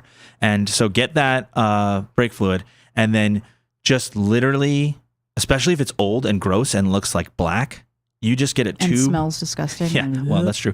Get a tube from the other end so you can see it going out, and just literally start pumping and pouring in. Open your bleeder. Will you let me explain the brakes without? I'm trying. So, pumping fluid through. Was that better? That was worse. Squirting it out the other end. Jesus I don't. Make sure to open up your bleeder. What does that mean? Anyway, so now you're just reaching what's he saying? Around. So this is end of podcast. I'm just joking. So I keep calling it podcast. I think of it more as a, I don't know, hangout, whatever it is, episode, a thing. Anyway, it doesn't matter. Nobody knows. So make sure your master cylinder doesn't go dry. Is that another one? And then we keep pumping. Some people like that. Keep pumping until your master cylinder. Just pump all the fluid through. Just keep pumping. I'm so sorry. New jugs. I don't know. Thunder Bear. I could never explain that to you. We are to the point in the live stream where one must question sanity and intention and responsibility. Yeah. Sorry. Sorry you asked that. You can use a vacuum pump. Yes, I'm sorry That's you fine. asked that. The vacuum pump can be a mess. I've tried to use that too. You sort of Didn't we have some sort of digital I've tried a something? couple of different things. Nothing as reliable as just Your hand? what is wrong with you? You just like the method I said. Just put it all through until it comes out clean. Does that make you've gone off the deep end? Ethanol-free gas for your last tank or two before storing also helps. So my rule on that Definitely. with a carbureted bike is if you're going to run through it, it's fine. If you're going to What you mean is should you use ethanol yes. free fuel? You should use ethanol free fuel if you're not going to go through the whole tank. If you're on a trip and it's all you can find so on is my regular Sportster, gas. my Sportster is still carbureted. Mm-hmm. And so if I'm going on a trip, I do not worry about having ethanol-free gas. What I will worry about is if I'm on my way back and I have half a tank, I'm going to try to burn through that and then fill that last tank with ethanol-free gas. If I'm not going to be riding it, if it's going to be sitting a couple days in a row at home. These guys are having a lot of fun with our last little bit. So Justin says, the vacuum is fine, but you want to finish by hand. And I'm sure he's continuing your silliness. Yes. So just to make sure your hand doesn't get tired. So Thunderbear said, I thought you wanted to open and close. Now that is technically true. I forgot an important part, which was I use a little one-way thing. You can get them on Amazon. I think it's usually a pack of 2 or whatever, but there's a one-way valve that you can put in line there. And basically it will make it so air won't come back in the thing. But otherwise, yes, you squeeze the lever and then let it go, and it would be pulling back air in. But this is a one-way valve, so it's for bleeding, or sometimes they call it a speed bleeder. Aaron said this is no longer child-friendly. No, what about being friends with me or knowing anything about Throttle Company is child-friendly? Okay, so back to the ethanol-free gas. So my thought is that people who own a lot of bikes in their stable should prioritize ethanol-free gas. Oh, definitely. If you can get it for anything with a carburetor, if you can get it, even your lawnmower, because your lawnmower is going to sit over the winter too, right? Just put the ethanol free. Yeah, what I noticed on my first trip with the lowrider was that the gas cap, the aftermarket gas cap that was installed, could not handle the rain, and I was getting water in my gas tank. Oh yeah, that's especially bad because ethanol attracts water. So it was running not great, and I did not do my due diligence of buying a new bike and taking it on short trips before I took it to the 1,000-mile trip status. But then when I changed the gas cap back to the stock one, I didn't have that problem anymore. But with fuel injection, you don't have to worry about ethanol-free gas or not. But that's the trips with the Litas that I take, where we have a good half of us have carbureted bikes and half don't. We don't worry about finding ethanol-free gas on the trip. You're just going to use it. Because it's not going to sit in the carbs and gunk stuff up. That's exactly right. And I wouldn't worry too much about it. If you're on a trip, if you're consistently riding, a trip is the perfect example, right? If you're just going to burn 100% of that gas or whatever, 90% of that gas, then just don't worry about it. It won't be a problem. It'll be on fire by the time you care. I thought you had to keep, wait a minute, blah, blah, blah, not the Twisted Throttle Co. He means because it's like Throttle After Dark in here. Speed Bleeder. With the jokes. That's I think accurate. he was just helping me. I don't think he was trying to be weird. I don't think he was joining in on your jokes. When did this become Weirdos Assemble? Oh, no. Look, there's a reason I enjoy being on Weirdos Assemble, and that's because I have like an audience of people who think all of my "that's what she said" jokes are You're funny. Encouraging her, everyone. I am infinitely encouraged by my surroundings. Okay, so did you feel like I keep kind of trying to get you back on the speed. I'm trying to make sure. So Dennis said 40 degrees is my cutoff. Oh yeah, gear up to go ride. The rule is your H in degrees. Perfect. Thank you. Wow, you're just answering all my questions. This is like the thing I like to say, and you're like, I know how to handle carburetors. Don't worry. But so I know you didn't mean that way, but it's look, carburetors. I don't.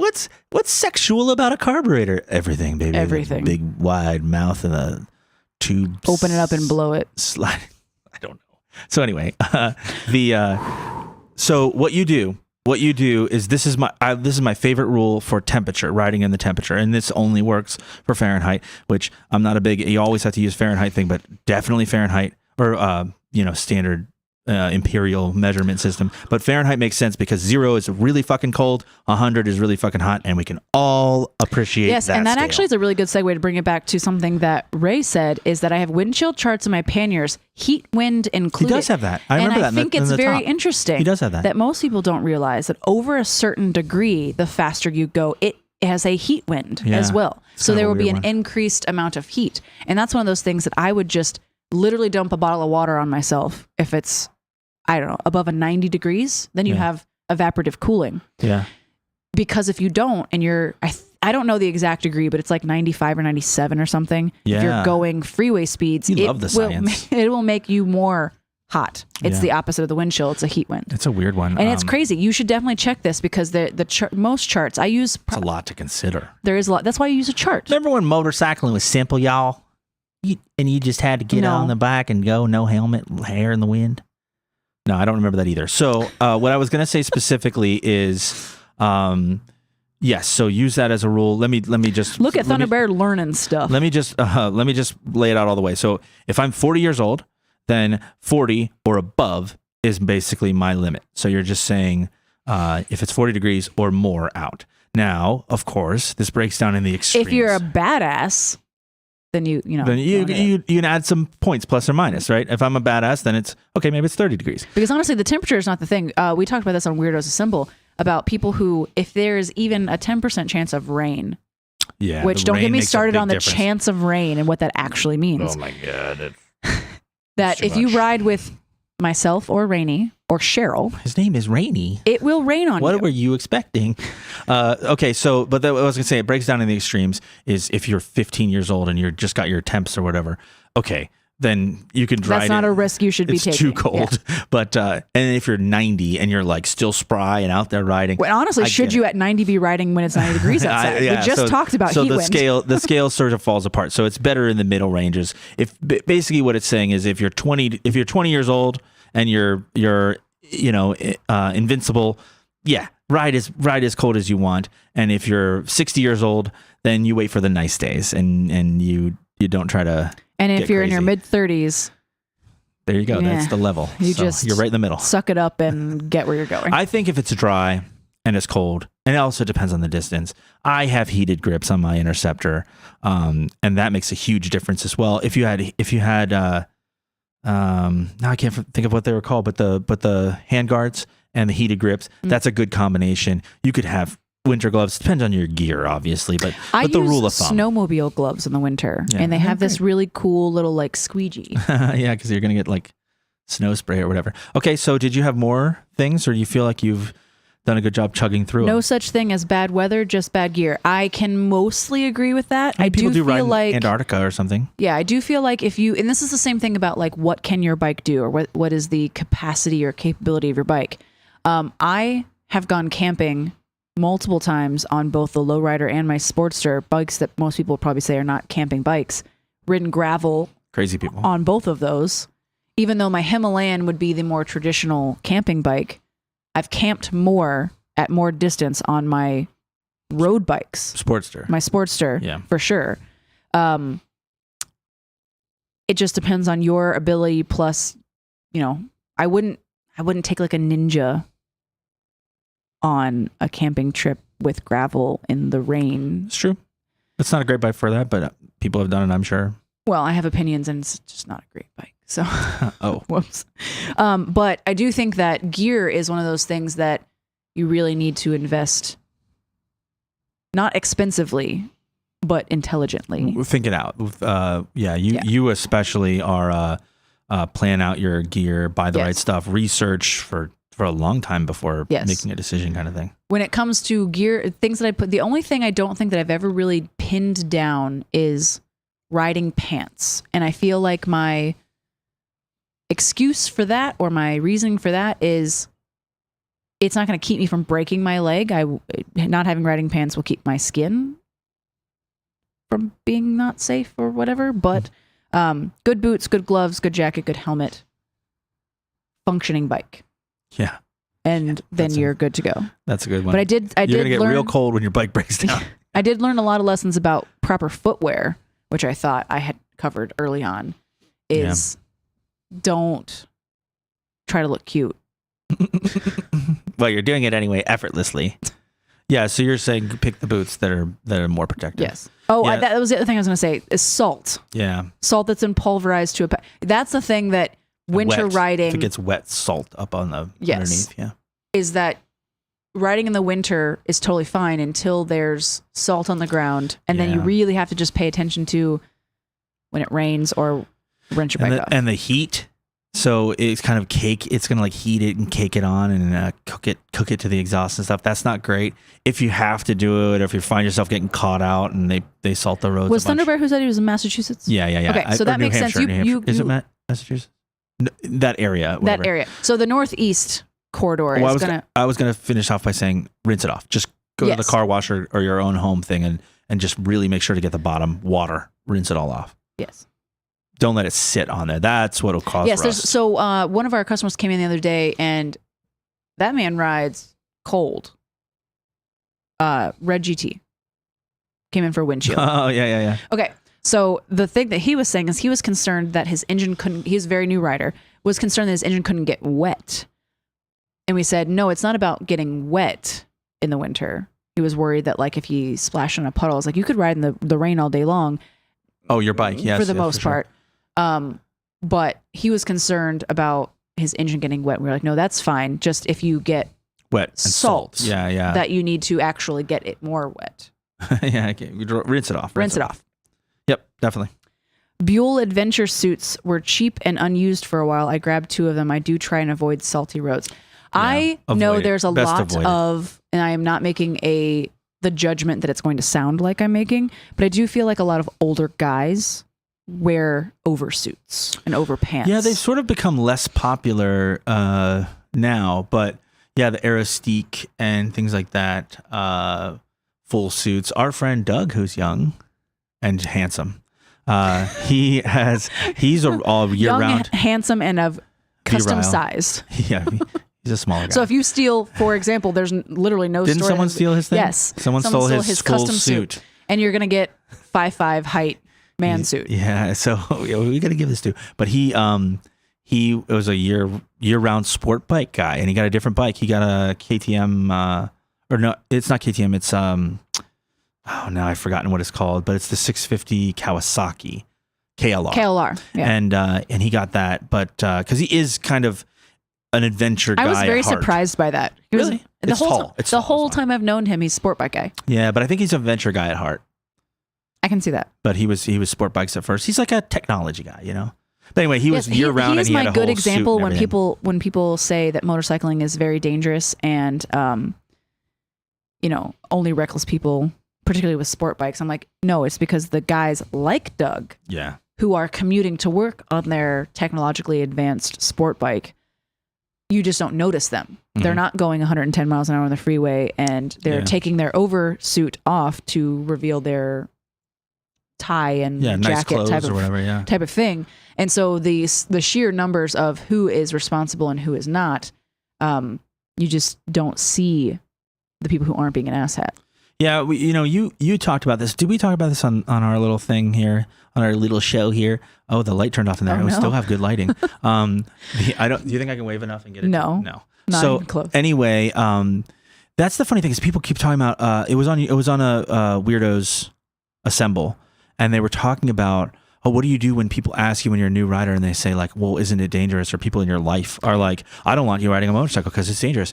And I have so many opinions about that. I never thought about it being dangerous. I don't currently think about it being dangerous much because the people I know are not dangerous. That is something I've always appreciated about you, is that the things that you don't know about don't come from a place of misogyny or arrogance. They come from, this is just not how I am, so I am not thinking that other people are doing that. Yeah, so it's like the feminine, that bike's feminine or something like. It's a motorcycle. It doesn't have a thing. The affect on you is not there. So you are thinking, there's an inherent danger to this sport that I'm doing, but I'm not being an asshole. Yeah. Not Grandma Dill. Not in traffic.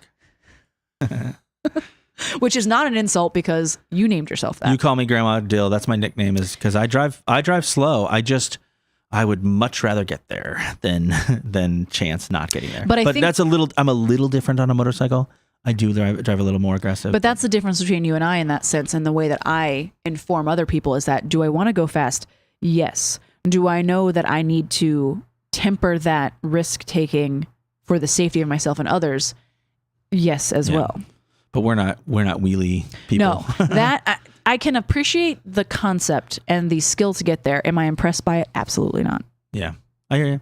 Unless you're a girl, then you're just an underrepresented demographic. Okay. But my point about that is that if you're familiar with Columbus at all, we just have these roving gangs, group affiliated human beings. Don't go to Columbus. There are roving gangs, which yeah, that will wheelie at you in the street. I think everybody kind of had this happen.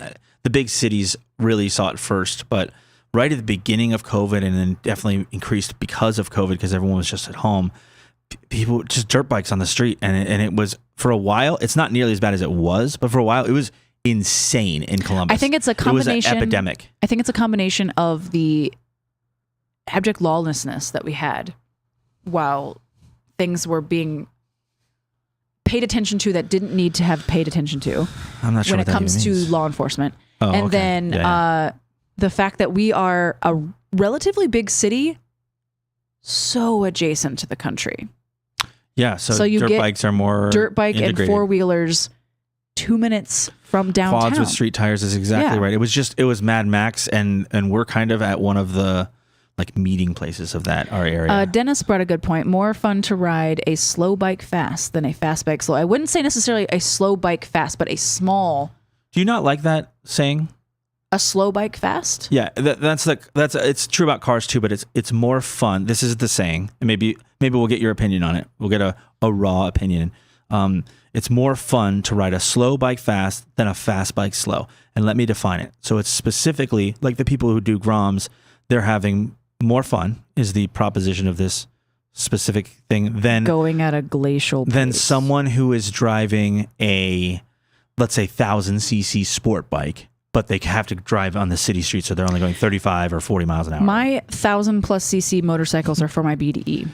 Yeah. So my Himalayan is because it's fun. But see, okay, so I think that you are feeling what is implied by this saying is that Himalayans just flat out are fun. They are fun, but I will fight you if you have. But I think part of it is because opinion about that. They have 25 horsepower, and they. You kind of got to ring it out sometimes. You got to use the whole rev range. You got to use the transmission. So there's a little thing that we do here, relatively new, but it's Nicole will write it. Mm-hmm. And Ryan has been the most prolific bike bringer. Ryan has a lot of motorcycles. And every time he brings me a bike, he says, you have to wring its neck. Yeah. Small ones. He loves small bikes.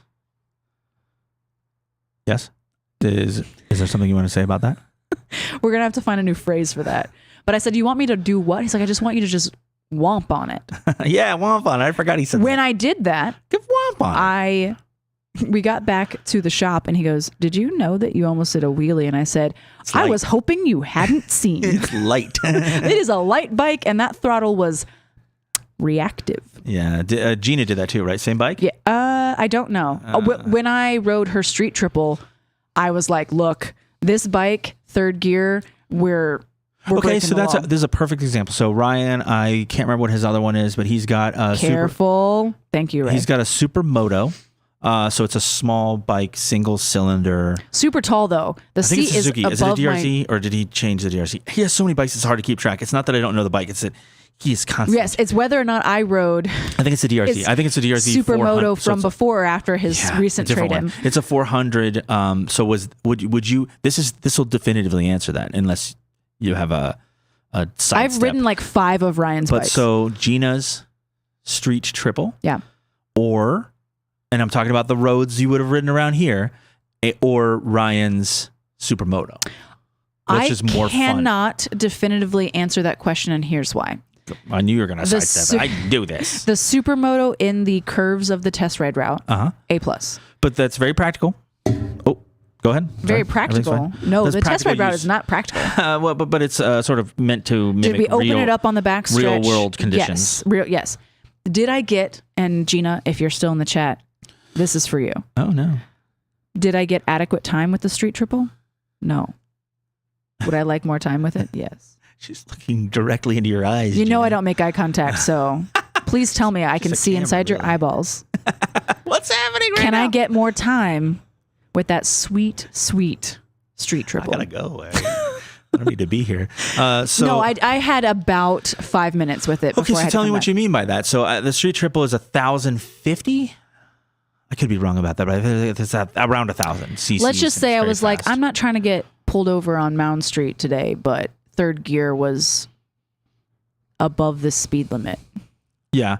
So, but okay. But so that's what happens basically is that you run out of room to take advantage of a motorcycle with that much Yes, speed. I would love to take. So someone else rode that as well on a not often driven road where one would be able to get a straightaway with speed and not anyone notice. Oh my God, as your attorney, I don't have a clue what you're saying. Okay, yeah. So I would say that I can't you make don't a have an decision. answer for Yeah. the slow bike fast to fast bike slow. It's more fun. Which was more fun? I like bike. Both bike fast. Both bike fast. Yes, please. Yes, please. Yes. Okay, what do you got? Because I do also eye contact. She was looking back, and that's what Ray said. That she was looking back. You were looking back. You pulled in. Yes. Stopped. This is the ultimate. Does Nicole like the bike she was just test riding? Is when she can't even find a parking spot. She just pulls up and just is like, yes, I'm not even gonna stop and take my gear off. I'm just still have my helmet on and I'm not even. How in a did I parking get back space. here? I don't even know. I Yes. blacked out and I am back here. Yes. Street triples are 675. No. Oh, so maybe I said street triple, but I think I mean speed triple. Justin knows this. He's a Triumph guy, but he used to work at the dealership too, so you would know. But I'm pretty. Maybe I said speed. Did I say street or speed? I can't remember. This is why I don't like Triumph's naming convention because speed. You know what I am speed and upset street are too about? close. That I didn't get to ride before they didn't have it anymore. What? The Rocket. Oh, because it's just the biggest bike they make. Yeah. It's the biggest bike anyone makes. Yes. Yeah. Well, It's- sorry. You'll get to ride one day. It'll be my White whale. it'll It's be a my whale. It's a big dying bike. wish to Dying wish. ride someone's Is this your rocket. announcement? You have time, I hope. Oh, I remember that day. Well, Were you there's- here? Was Ryan here? It was like a bike That's night? not Ryan. That's I mean, Aaron. I'm sorry. I meant Aaron. It was a bike night. I forgot. We were talking about Ryan's bikes. Obviously, Ryan Yeah. was here when No, this no, was no. bike. Here's the thing. I have video different evidence times, I of that guess. particular return to the parking lot. Yeah, that's what I was saying. I Yeah. remember it. That's why I'm remembering it. I honestly don't remember a lot of that because I was so distracted. So drunk. I was just joking. Driving For the 100 record, I do 100 not miles an drink hour. and ride. No, never. I was joking. That was why it was a joke. But yes, the funny thing is that I had to be convinced because that's not my type of bike. Yeah, definitely. And while I trust Gina when it comes to bikes, I was just like, I'm not gonna like it. So why would I ride it? And she's like, you have to ride it. Yeah, you want to experience it. That sort of became the basis of Nicole Ride Yes, It. You're that just was the opening your precipice. horizons or whatever, precipice? broadening. We're both having a hard time. Horizons. The precipice of Nicole Ride It. So bring me a bike and I will ride it. Ryan has brought me, or in his presence, I have ridden his bikes because one was at a bike night, but I Yeah. just took the Grom. But Ronnie has brought me a bike. Yeah. I've talked to Mike Rainy Rider about the fact that when he was here to visit, I did not ride his bike. What's his bike? It's a big BMW. It's a BMW. That's scary. That's a big bike. Big like that. Big That's a different with kind of big with a fairing and high up and high. fairing. Yeah, that's what I'm saying. It's like you have not ridden the Road King, but the Road King and your Lowrider S are similar weight and stuff. Yeah. But the Road King does feel It's got bigger. floorboards. That It's immediately makes me, because I've ridden the California, Mhm. not far, It has floorboards. but the You did ride the California? I did while you were out filming. What? I had to move it. Nobody told me this. You were embarrassed to see me, for me to see you ride it because I've been begging you to ride it. I thought you'd like it. I still do think you'd like it. Oh, I love that bike, It's great. but I have not taken it. Distance. On the road. Okay. Around the parking But the lot. floorboards make it so that my short little legs become ineffective. Well, And that kickstand is.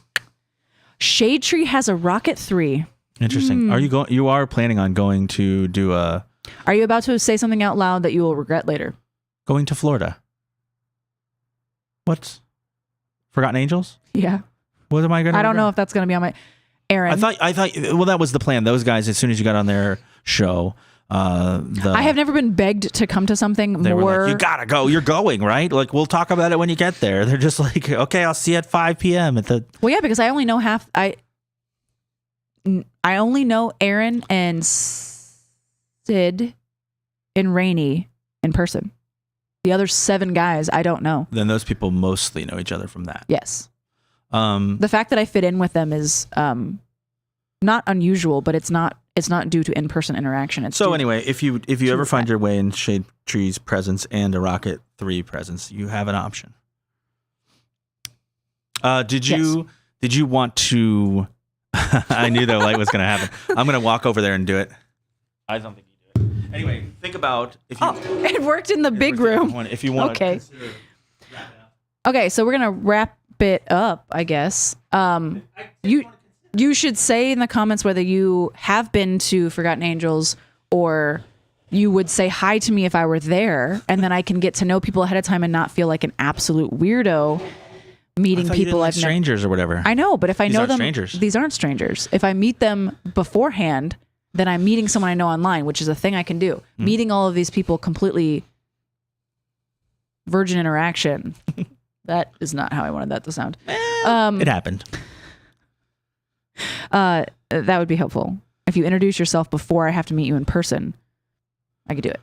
Okay, so anything else? Did you have anything that was super pressing in the chat that you wanted to cover? Any announcements personally? No. So I'm going to Meekum next week. We are closed at the shop, and expect some content from Meekum, maybe too much. I take a lot of photos and probably put them in our groups. Follow us on Roland, Facebook. why? Look, I just talked to your wife the other day about how late you arrive in the chat, my friend. He was in there. He was actually in there way earlier, a long time ago. We skipped it. Roland and Cheryl have been to the camp out. Oh, have they? So I would at least know 20 people there. There you go. Okay, so think about that. We'll talk about that. And then you got a lot of work going on. You're rearranging this whole place.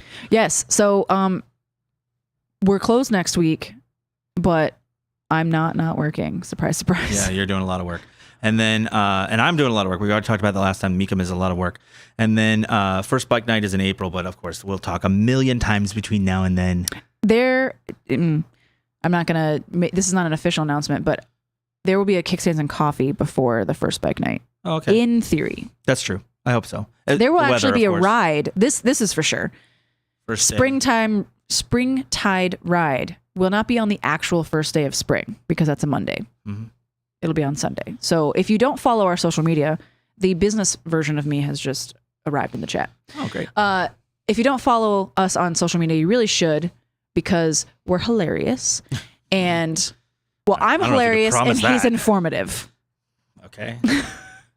But that's where you're going to find stuff out because everyone always wants to say the entire season, I didn't know about that thing. Yeah. That's how you find out. It's That's Instagram and Facebook and all those other things. I am annoying when it comes to social media, and you will know 17 times that there's something happening. So I don't want to hear I didn't know about it. You knew about it. So first day of spring ride will be on Sunday, March 19th. If it's cold, put on another layer. You'll be fine. It'll be fine. Okay, so thanks for hanging out with us. Address of the social media, thank you. Pay Something attention. other than YouTube, yes. So everything is at Throttle Company. Super easy. Our YouTube, our Instagram, our Facebook. Throttle Co? No. Sometimes? Throttle Company. Okay. Spelled out. I'm helping. If not, if you follow Road Warrior, it's also linked all there. Yeah. I don't know if you actually put that next stuff on time yours. we do, no, not really. Next time we do one of these or there's a big announcement, it's always going to be Instagram, probably Facebook, those kind of things. Who's Flat Cap Racer? Oh, he's a guy that we met. He's a YouTuber, but I met him at Meekum. He's going to see me at Meekum. Yes, Roland, you did bring up a good point. Forgotten Angels is the weekend of our springtime ride, so that is why I have not decided. We'll figure it out. We can do it without if we have to. So I usually lead the ride, but if I'm not here, someone else will do that. We'll figure it out. Okay. Thank you very much for everybody tuning in and participating and everything.